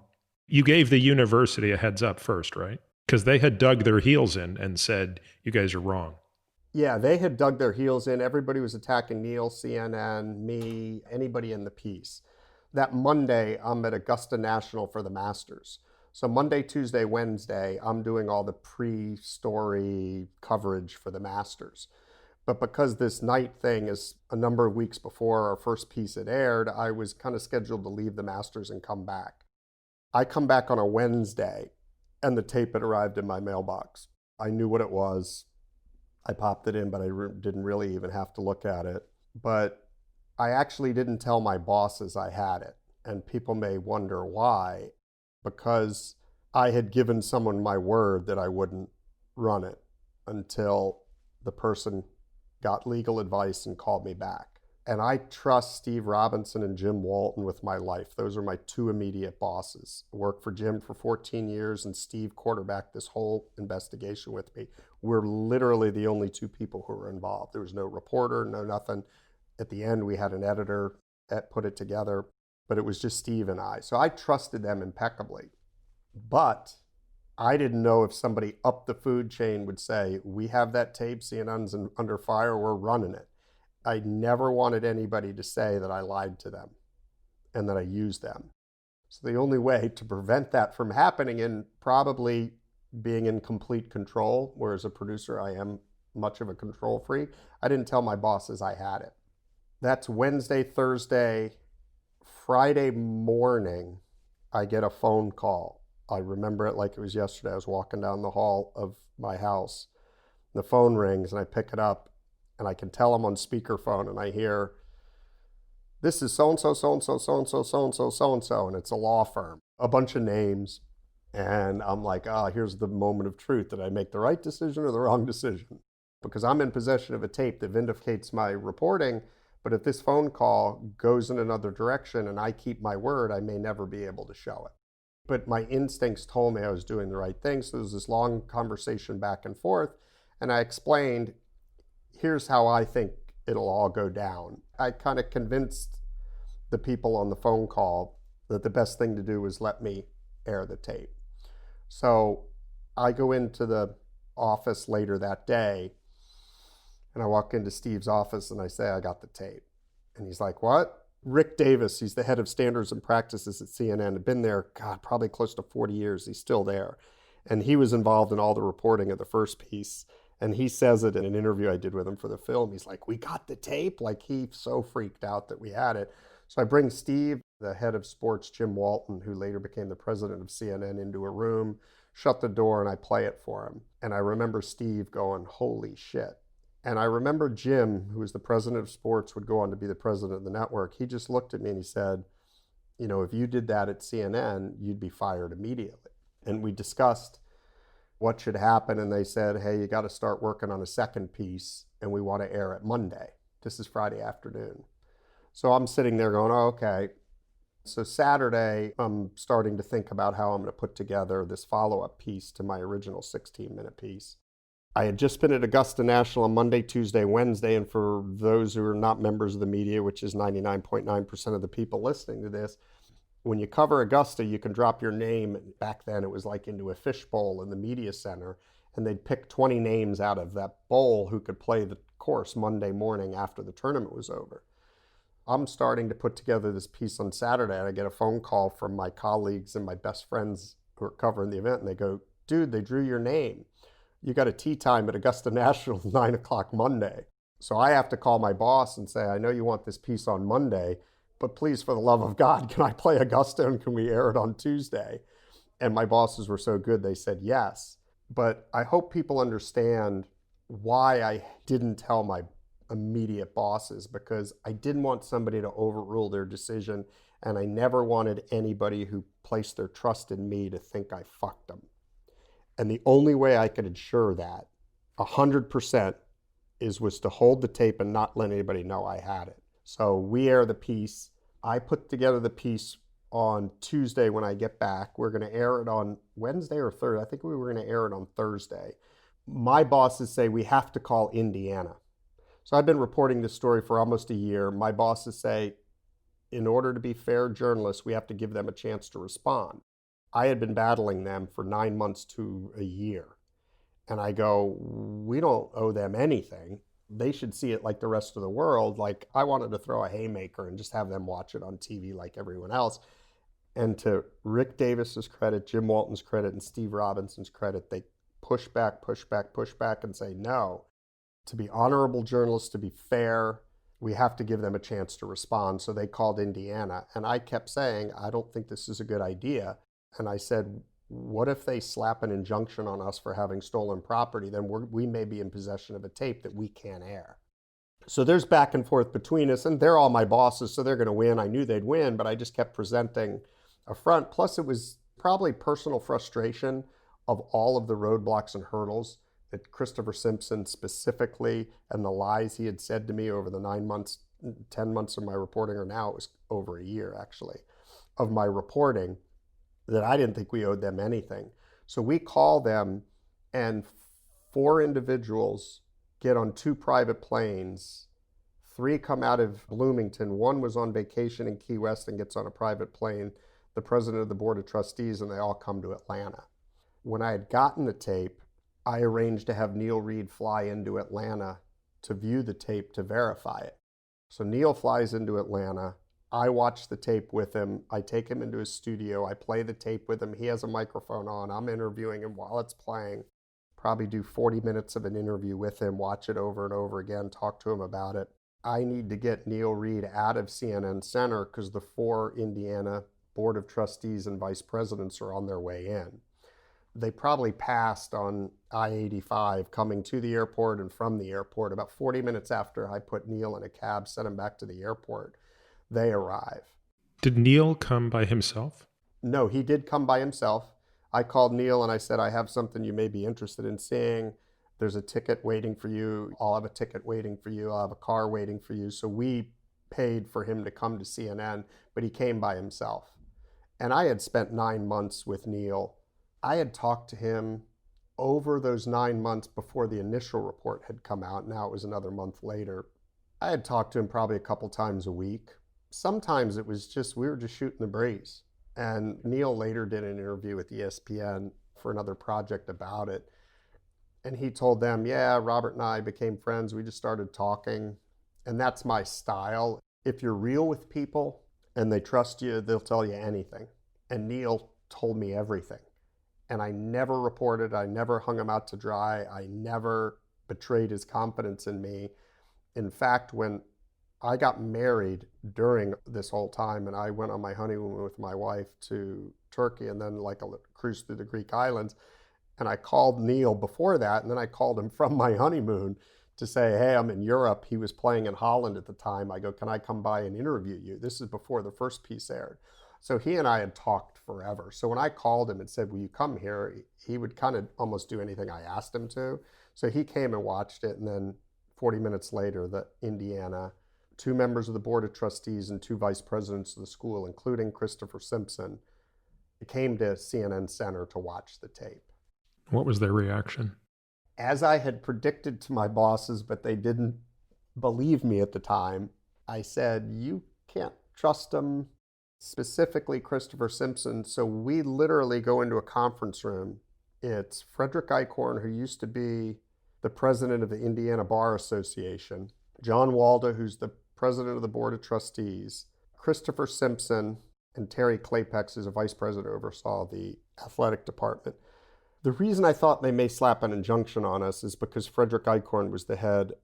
He was the head of the Indiana State Bar Association at one point. So I knew he's a lawyer. They may try to legally stop us from doing anything. So when we sat down, it's myself, Steve Robinson, my immediate boss, and Jim Walton, the president of sports, on the opposite side of the table of these 4.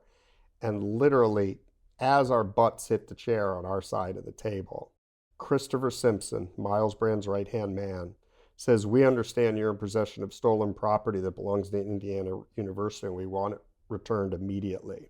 I was like, holy shit, you have balls coming into our office and fucking dropping that bomb. And I kind of looked to my bosses and I just glanced and I was kind of like, now you know what I've been dealing with for the last year.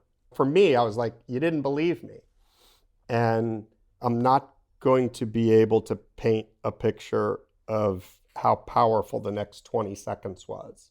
But without missing a beat, because literally he dropped a nuclear bomb in the room that normally would have put 99.9% of the people on the defensive. Steve Robinson, my immediate boss, without missing a beat, there was just a breath of silence. And he said, and I'm not going to do it justice, but in the most even keeled, emotionless tone, just said something to the effect of, well, I'm disappointed that you would come in here and say that. We were kind enough to invite you down to view this tape. If you'd like to pursue legal action, we'll escort you out the door to the bank of elevators outside. I'll push the button for the 13th floor and you can speak to our legal department. But before the door opens on the 13th floor, this tape will be on CNN, CNN International, Headline News. We'll send it out to 300 affiliates around the country. Now, did you come here to threaten us, or would you like to watch the tape? In my 34 years of being a journalist, I've never seen a more powerful moment by someone I worked with. I mean, Christopher Simpson came in with a lot of balls, and my boss, literally, there was just a breath of air, and then he just surgically castrated him. And he just said, no, what would you like to do? And so then there was some conversations back and forth. I don't think they expected that answer for Steve. I looked at Steve with as much admiration as any journalist I ever did in that moment. I just went, wow. Like, how did he not get emotional? How did he not attack them? But he just surgically cut their legs out from under him, castrated him, and said, do you want to watch the tape? And then there was some back and forth where Indiana's representatives, mostly Christopher Simpson, said, well, we'd like to watch it in private. And at first, Jim Walton said, sure, we don't have a problem like that. And then I cleared my voice, was like, and Jim looked at me and I just shook my head. And then we adjourned for a second, and Steve, Jim, and I walked out, and I go, I don't trust him. And I said, oh, by the way, my source said don't ever let anybody see the actual tape because it may give them a clue as to who shot it, where it came from, blah, blah, blah, blah, blah. And I made dubs of the tape, but I was actually showing them the exact tape so they couldn't say it was dubbed, altered, or anything. I'm a journalist. I'm like you. I'm a perfectionist. So I had the tape in a VCR. And so we walked back in, and Jim, my boss, said, hey, these are going to be the ground rules if you agree to them. You can watch the tape as many times as you want. What happens in this room is off the record. Robert will be in here with you and operate the machine, but we're not going to let you watch it by yourself. So they agreed, and then I didn't think about it at the time. I'm 35 years old, I think, at this time. Jim and Steve leave the room, and I didn't think about it until years and years later when somebody asked me about it. And so I'm sitting in there. Steve Delson, he's an investigative journalist. He worked for ESPN for years. He wrote a book, and there was a chapter on this. And he said, Robert was left alone in a room with 4 men who wished he was never born. It was a great line. And I was like, I never thought of it until I read it in his book. It's the 4 of them and me. I had spent a year covering this. I knew everything that was going on in Indiana. I had the tape. I didn't think anything of it in the moment. And once my bosses leave, one of them starts asking me, again, everything's off the record in this room. So one of them asked me, how many games have you been to? How many this? How many that? And all he was trying to do, I am probably much like you. I'm a perfectionist. My mind races and works really, I make connections very, very quickly. And I'm like, I know what you're trying to do. You're trying to find something that you can use to undermine my credibility to do the story. And I just said, hey, everything in this room is off the record. Do you want to sit here and ask me a bunch of questions, or do you want to watch the tape? And then Christopher Simpson said he wanted to see the tape. He was sitting across the conference table for me in this big room, and he got up. You got to understand, I was frustrated that whole day because I didn't want him there. You know, I had argued with my bosses, you shouldn't bring him here. Christopher Simpson's lied to me for a year. I don't trust him. Then they came in and dropped the bomb. So I'm sitting there going, I didn't want this situation to happen, kind of, meaning I didn't want them there. I just wanted them to see it on the air. He gets up And he starts going towards the tape machine, which I had on the floor in the corner, like I was in between. I said, sit down. And he didn't, took another step or two. And I said, Mr. Simpson, sit the fuck down. I don't care what my bosses say. If you don't sit down right now, I'm going to unplug that machine, walk out to my car, and drive back to my house. And you guys aren't going to see this tape. Did you come here to see the tape, or did you come here to ask me questions? Did you come here to look at the tape? You're not going to see the tape. Sit down. You want me to do it? At that point, it's probably the only time I really lost my cool. It was like 10 seconds, and I just told him to sit the fuck down because he was starting to piss me off, to be honest. I'm like, you don't come into my office and tell me how things are going to go down. And so he sat back down. I played the tape. They watched it a number of times. They didn't say anything. And even if they did, it was off the record, so I couldn't report it. And then we had made an agreement when Jim said you could watch the tape, and then afterwards, Robert will interview one of you. So I played the tape for them. We adjourned the meeting. And then I went into a studio and interviewed John Walda. He was heading up the investigation by the school. He was the head of the board of trustees. I think for 5 weeks or so, he had been investigating it. As it states in my film, my first story came out a month before. John Walda, head of the board of trustees, was quoted in the Indianapolis Star saying, I put no stock in what Neil Reed says. If CNN's saying it, then I don't believe it. Something to that effect. So he's on the record as saying he doesn't believe the guy, and then he's placed in charge of the investigation into the guy's allegations. So my first question to him was, you've now seen the tape. Do you put any stock in what Neil Reed says? And John Waldo was really good. I got to give him credit. He was a broken record of just saying, we've seen the tape. We're in the middle of an investigation. It's going to be part of our investigation. No matter what question I asked him, he gave me the same answer. You got to understand, for 10 months, I had been waiting to interview anyone from Indiana and hold him accountable. And so he started to frustrate me. I'd ask him, is that conduct you want your coaches at Indiana to do? We've seen the tape. We're taking it part of our, it was just this broken record after about 4 times. I knew I was going to get nowhere. So then I got to be honest, it was just more of self-satisfaction for me because I kind of had him. So I kind of wanted to squeeze a little bit the balls. Like I was just, for the longest time, I wasn't not proud of it, but I wondered if I crossed the line as a journalist. So I said, what do you say to people who want to send their sons to play for Bob Knight? Is that what's going to happen to him? We're going to look at it. And so I asked a couple of personal things like to piss him off and prompt him. And ironically, I heard Christopher Simpson behind me say to my bosses, he can't ask that. And once I heard I got a reaction out of him, I was done with the interview. I asked about 4 more questions just to prolong the agony of him standing there. And then they left and we put the story on about 2 hours later, where we had Neil watching it. We had the 4 members of Indiana University watching it. We did our follow-up piece, and it was front page news across the country. Everybody had a still of the grab. Everybody had it, but it was a pretty eventful day, having Neil Reed come in and leave, having them come in and leave, and having to turn the story around in about an hour or 2 after that. How long would it be after that before you realized what you missed the first time, which was when you sat down with Neil and Neil watched the video with you? You comment on this. I think it's actually the most powerful part of the documentary, but I don't recall how long after you realized what you sort of missed that first time. It's certainly understandable why you would have missed it. There was a lot going on that day. It was getting Neil in, getting Neil out, getting the bozos from Indiana in, getting the bozos from Indiana out, getting the story out, the legal stuff, the heated emotions. There's a million things going on. But the human tragedy of this is a guy, Reed, has to sit down and watch over and over and over again one of the most traumatic experiences of his life. And for anybody listening to this who's suffered trauma, it's bad enough once. And for most people, they never have to see it again or have a visceral reminder of it again. And yet Neil had to watch it over and over and over again.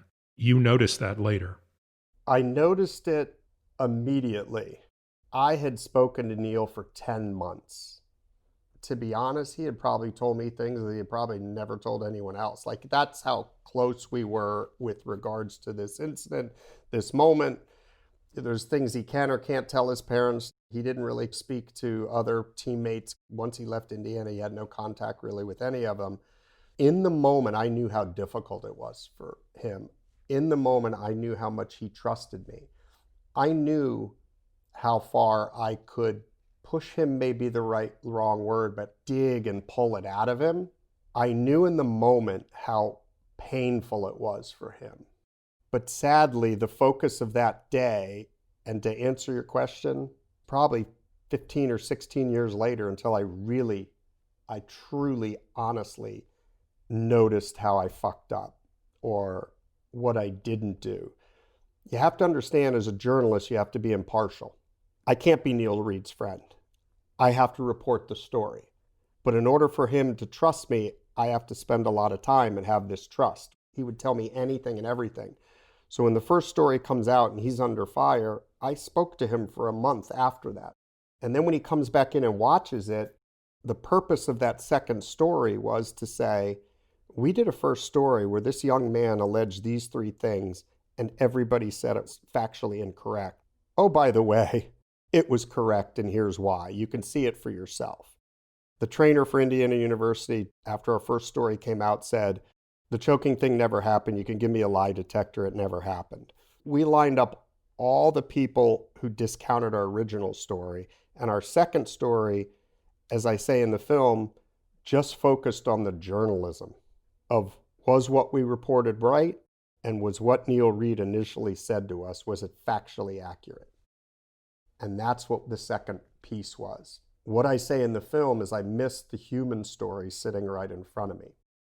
I didn't miss it. I knew it was there because I had developed a relationship with Neil.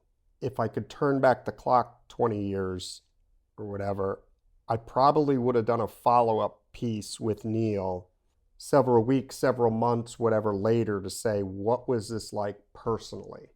But the original story was about an investigation and a journalism to show wrongdoing. It was poo-pooed, denied, and attacked. The second piece was to say, no, it was factually accurate. The third piece I should have done was, this was the damage it did to this young man.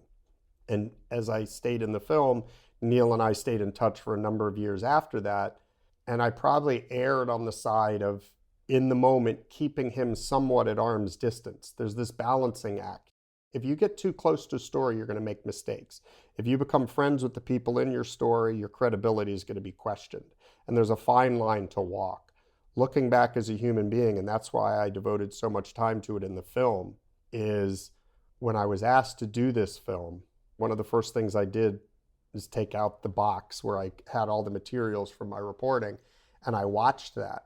And Hillary Horgan, who was a producer on the film with me, she had worked with me a number of times at ESPN, and I'd hired her to work on shows I had done. She was in my office when I played it. She watched the 40 minutes and said, you could just hit play and watch that 40 minutes. I can't take my eyes off of it.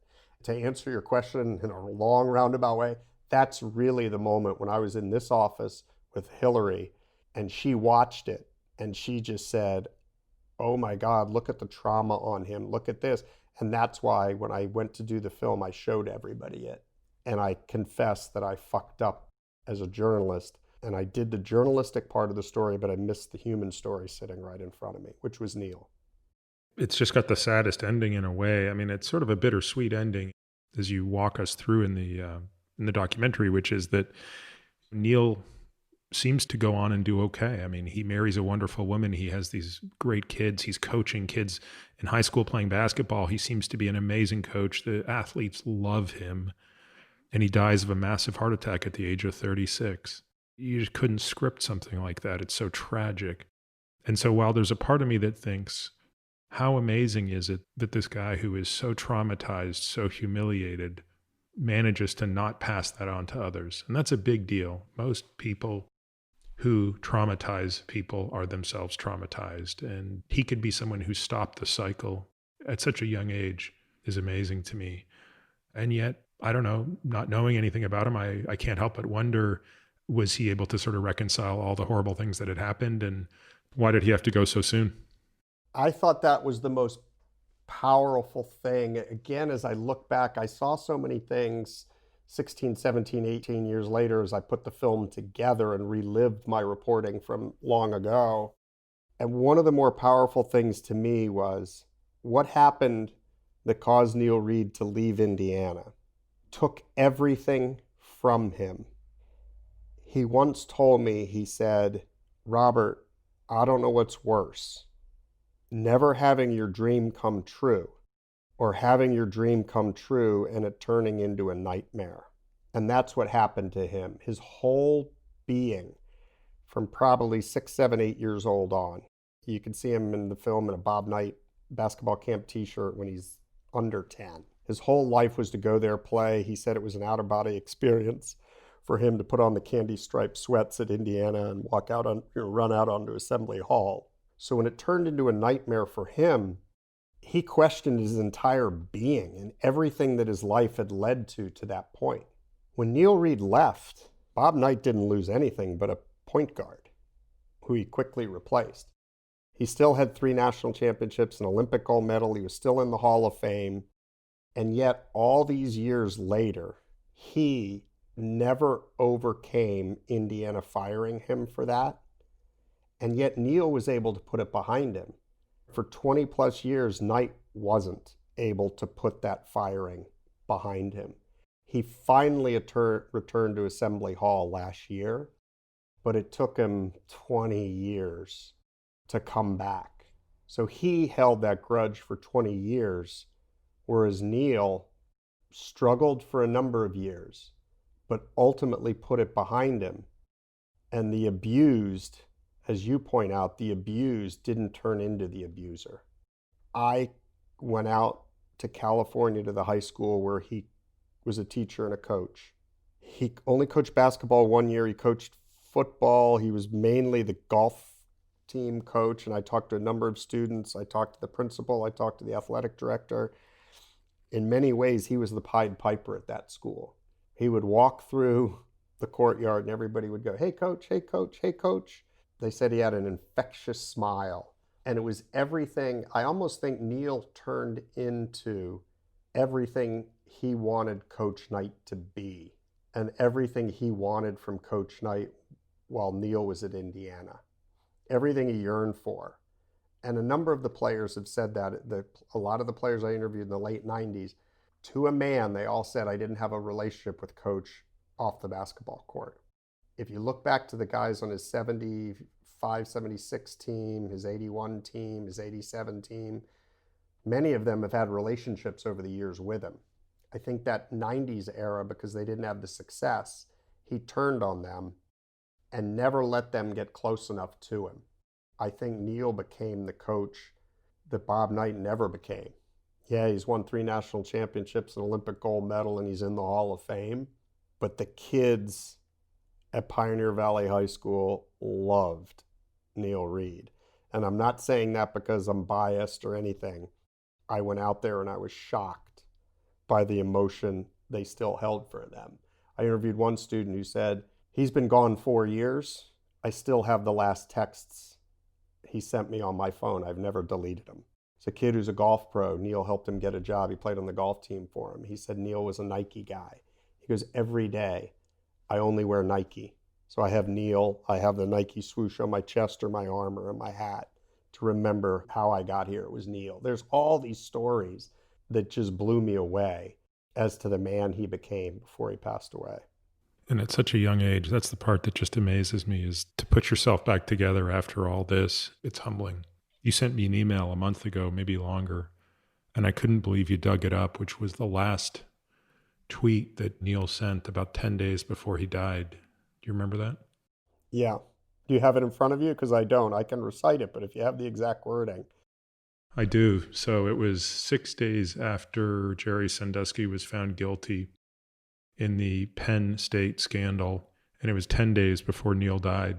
He tweeted, I now realize that kids deserve to be punched, spit on, choked, and raped in the shower, so a select few can be worshipped like gods. When I first started doing research for the film, I came across that, and it literally took my breath away. I mean, I read it and read it and read it again, because I found it on Twitter, on his Twitter account. And then I cross-referenced, like, when did he write this? And I went, oh my God, it was 10 days before he passed. And then I'm like, why the reference to rape in the shower? And then I Googled the timeline and I was like, oh my God, that was right in the middle of the Jerry Sandusky, the Penn State football coach, who's now spending the rest of his life in prison for taking advantage of young men. And one of them that was detailed in the court in the shower. And when I read that, what it told me is, and this is before I went out to Pioneer Valley High School in California to see what became of Neil Reed. I had stayed in touch with him for a number of years. I'm asked to do the film. I come up, I read this tweet, and immediately I'm like, he died a tortured human being, is what that tweet kind of said to me. It never left him. It aided his mind, it aided his heart, it aided his soul. He never escaped what happened to him at Indiana. And yet when I went out to speak to his wife, Kelly, I actually interviewed his two daughters, which was amazing. I didn't include it in the film out of respect for them, but it's something that Kelly will have forever, them talking about their father. I was amazed because I went out there having read that tweet. And when you read that tweet, what do you think of when you know Neil Reed's story? And that's what was in his mind, and that he tweeted 10 days before his death. What comes to your mind? It's everything you said, which is he still has PTSD. And yet when I went out there, that's what I was expecting to hear. I interviewed his best friends. I interviewed guys who were in the office with him in the athletic department. I interviewed all the kids. I interviewed the principal. She said, he worked here probably for 3 years before I even knew that was him, the kid who got choked. Kelly told a story, his wife, where they were wrestling around on the bed once. And she's like, he's so much bigger than me. I kind of went up at him, and just by where they were, her hands kind of went up and was kind of near his throat. And literally he just stopped, and she didn't say he turned white, but she noticed a distinctive change in him. And I included that in the film because it showed me that he did have PTSD, and that moment never left him. Even where he's in a playful, loving moment with his wife, that flashback still came to him. I had seen the tweet, so I knew even 10 days before he died, it was still in his mind and his heart and his soul. And yet when I went out there, the story I uncovered was the exact opposite, that he had kept it from everyone, and he kept it locked up and away. And even his best friends would say, he rarely ever talked about it. He didn't bring anybody down. He didn't wallow in what had happened. He wanted to move on from it, and admirably he did.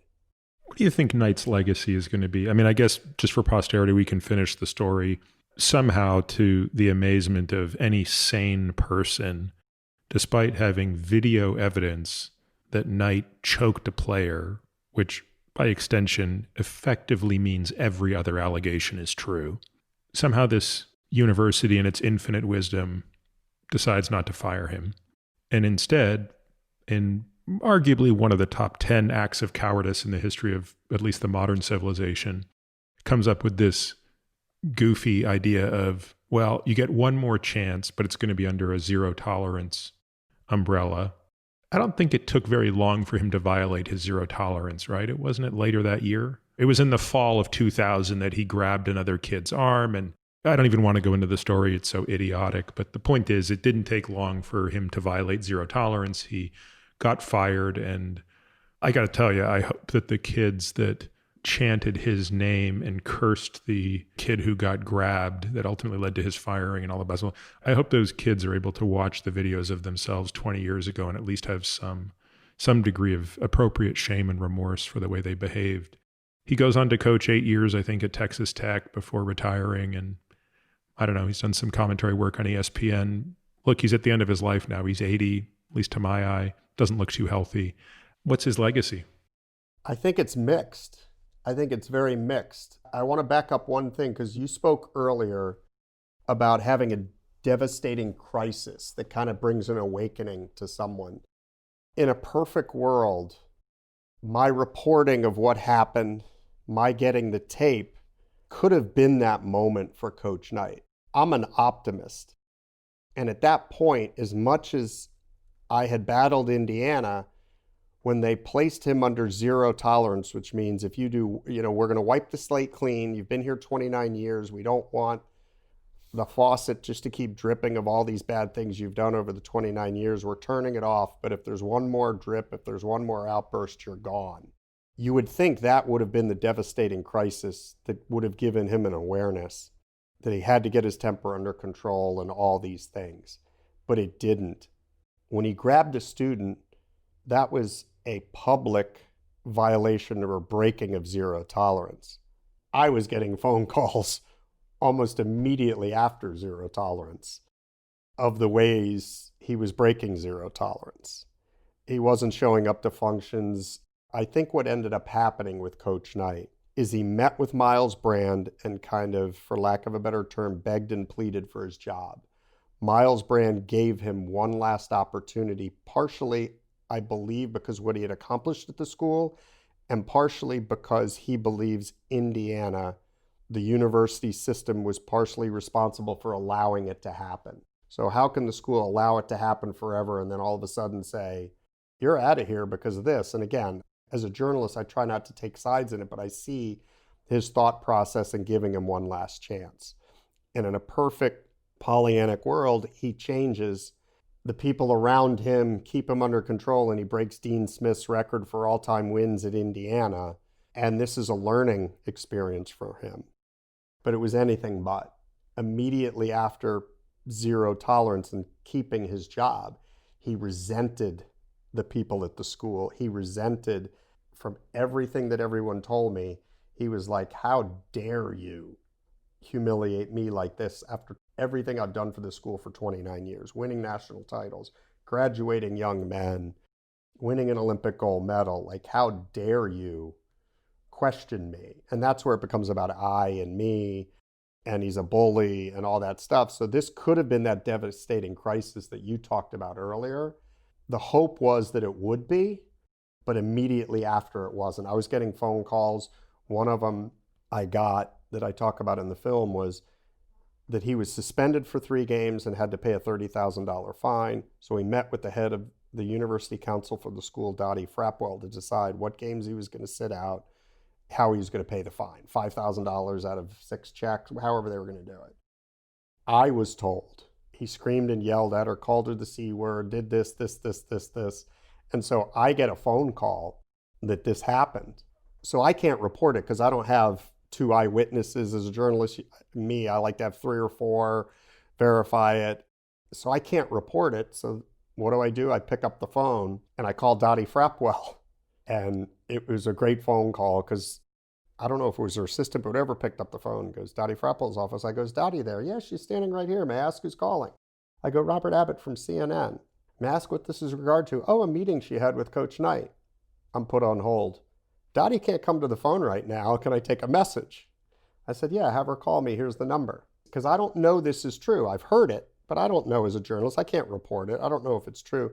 My phone rang in less than a minute, and it was Christopher Simpson, vice president of the school.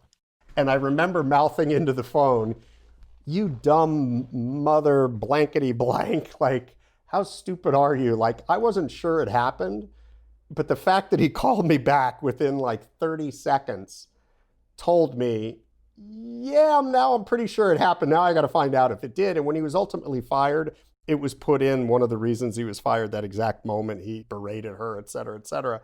Which he denies, by the way. If you look at Jeremy Schaap's interview with Knight, I mean, just pathological lying.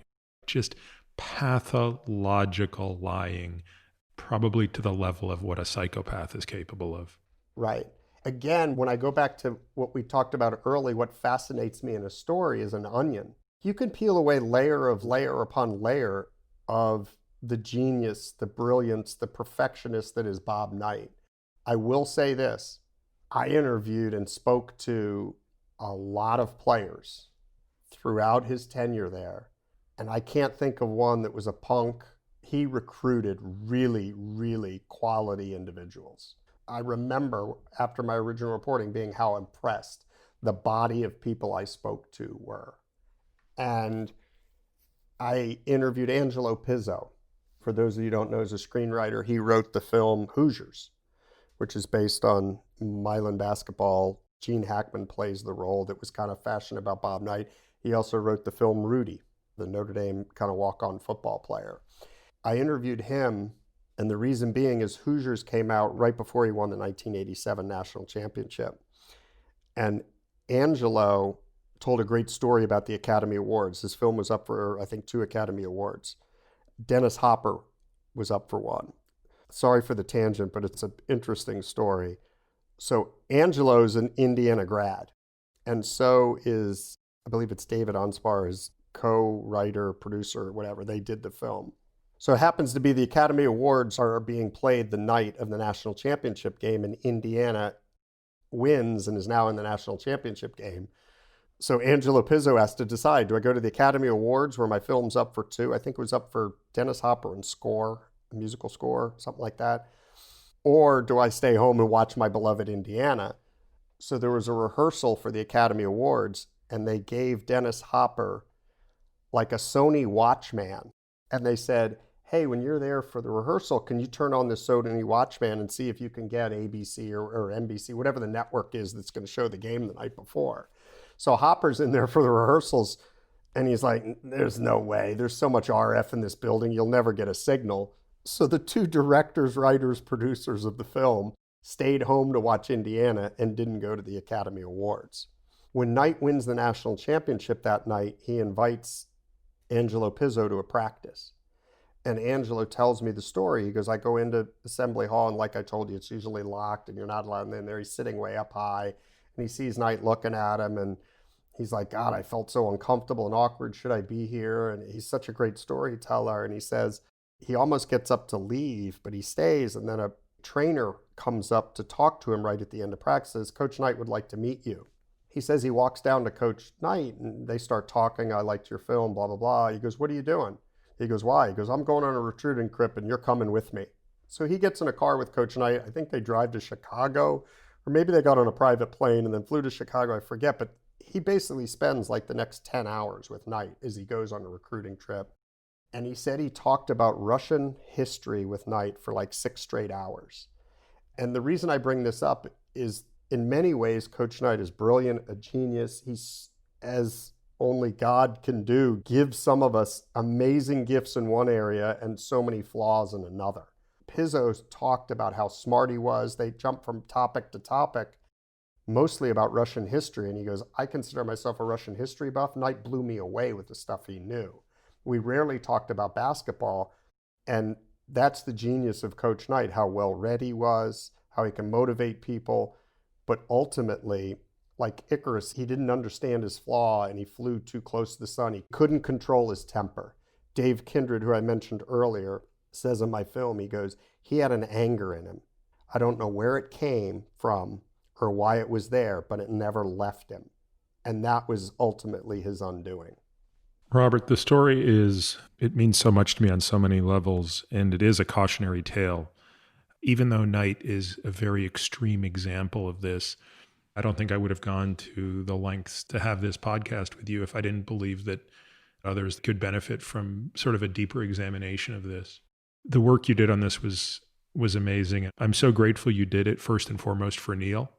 I think you probably deserve at least some credit for the fact that even though Neil's life was taken too soon, he was validated. He got to spend that last 12 years of his life, the last decade of his life, knowing that what happened, hopefully he understood it wasn't his fault, which is easy to say because cognitively, of course it wasn't his fault, but that's not always easy to understand as a victim. So first and foremost, I thank you for what you did for someone I've never met, but have great affection for, and obviously for the rest of us who have benefited immensely from such an unbelievable story.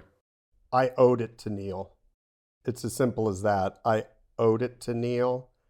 At one point, one of the cuts of the film, I got some feedback from ESPN, and one executive said, you need to cut that Neil Reed part down to maybe 1 minute. And I was kind of like over my dead body. It's what gives the film its heart and soul. I screwed up 16, 17 years before by not telling his story sooner. And I feel I owed it to him to make his story part of this film. Because when somebody trusts you like that, I'm working on another film now where that trust is almost even greater for the situation the person I'm going to profile is in. It's a weight. It's a weight on you. And as a journalist, you don't want to let that compromise your objectivity. I think as a 35-year-old journalist at the time, I think I kept Neil possibly too much at a distance. Not personally, but at least to the rest of the world. I felt like if I did a story then, I was doing it because I knew him, not because we were friends. I was just like, I gotta be careful, I gotta be careful. And I'm angry with myself because I was too careful. And by doing this film, at least I told Neil people who the real Neil Reed was, who the Neil Reed I came to know was. And as I say at the end, thank you for trusting me to tell your story. That's what was the most important thing in the last days of night to me, is the ending. And that's what gave the film the heart and soul of it. It is about Bob Knight, but it's not about Bob Knight. It could be about a local sheriff. It could be about the president. It could be about anyone. But it was really about a young man who somehow found the strength to put it behind him, and someone who had had all the success in the world, more success than anybody could ever imagine, and that human being couldn't put it behind him. And to this day is angry, bitter, has a temper. Neil was the opposite. And that juxtaposition has always amazed me as I look at this story. The one kid who had everything taken from him was able to move on. And the one person who in reality had very little taken from him, yes, he had his job, maybe some humiliation, but he still had 3 national championship, Olympic gold medal, Hall of Fame. He just couldn't move beyond it. And it tells you about the character of both individuals. Well, Robert, thank you very much. This was a great discussion. Thank you. I really enjoyed it. Thanks for having me. Thank you for listening to this week's episode of The Drive. If you're interested in diving deeper into any topics we discuss, we've created a membership program that allows us to bring you more in-depth, exclusive content without relying on paid ads. It's our goal to ensure members get back much more than the price of the subscription. Now, to that end, membership benefits include a bunch of things. 1, totally kick-ass comprehensive podcast show notes that detail every topic, paper, person, thing we discuss on each episode. The word on the street is nobody's show notes rival these. Monthly AMA episodes or Ask Me Anything episodes, hearing these episodes completely. Access to our private podcast feed that allows you to hear everything without having to listen to spiels like this. The Qualies, which are a super short podcast that we release every Tuesday through Friday, highlighting the best questions, topics, and tactics discussed on previous episodes of The Drive. This is a great way to catch up on previous episodes without having to go back and necessarily listen to everyone. Steep discounts on products that I believe in, but for which I'm not getting paid to endorse. And a whole bunch of other benefits that we continue to trickle in as time goes on. If you want to learn more and access these member-only benefits, you can head over to peterattiamd.com/subscribe. You can find me on Twitter, Instagram, and Facebook, all with the ID Peter Attia MD. You can also leave us a review on Apple Podcasts or whatever podcast player you listen on. This podcast is for general informational purposes only and does not constitute the practice of medicine, nursing, or other professional healthcare services, including the giving of medical advice. No doctor-patient relationship is formed. The use of this information and the materials linked to this podcast is at the user's own risk. The content on this podcast is not intended to be a substitute for professional medical advice, diagnosis, or treatment. Users should not disregard or delay in obtaining medical advice from any medical condition they have, and they should seek the assistance of their healthcare professionals for any such conditions. Finally, I take conflicts of interest very seriously. For all of my disclosures and the companies I invest in or advise, please visit peterattiamd.com/about, where I keep an up-to-date and active list of such companies.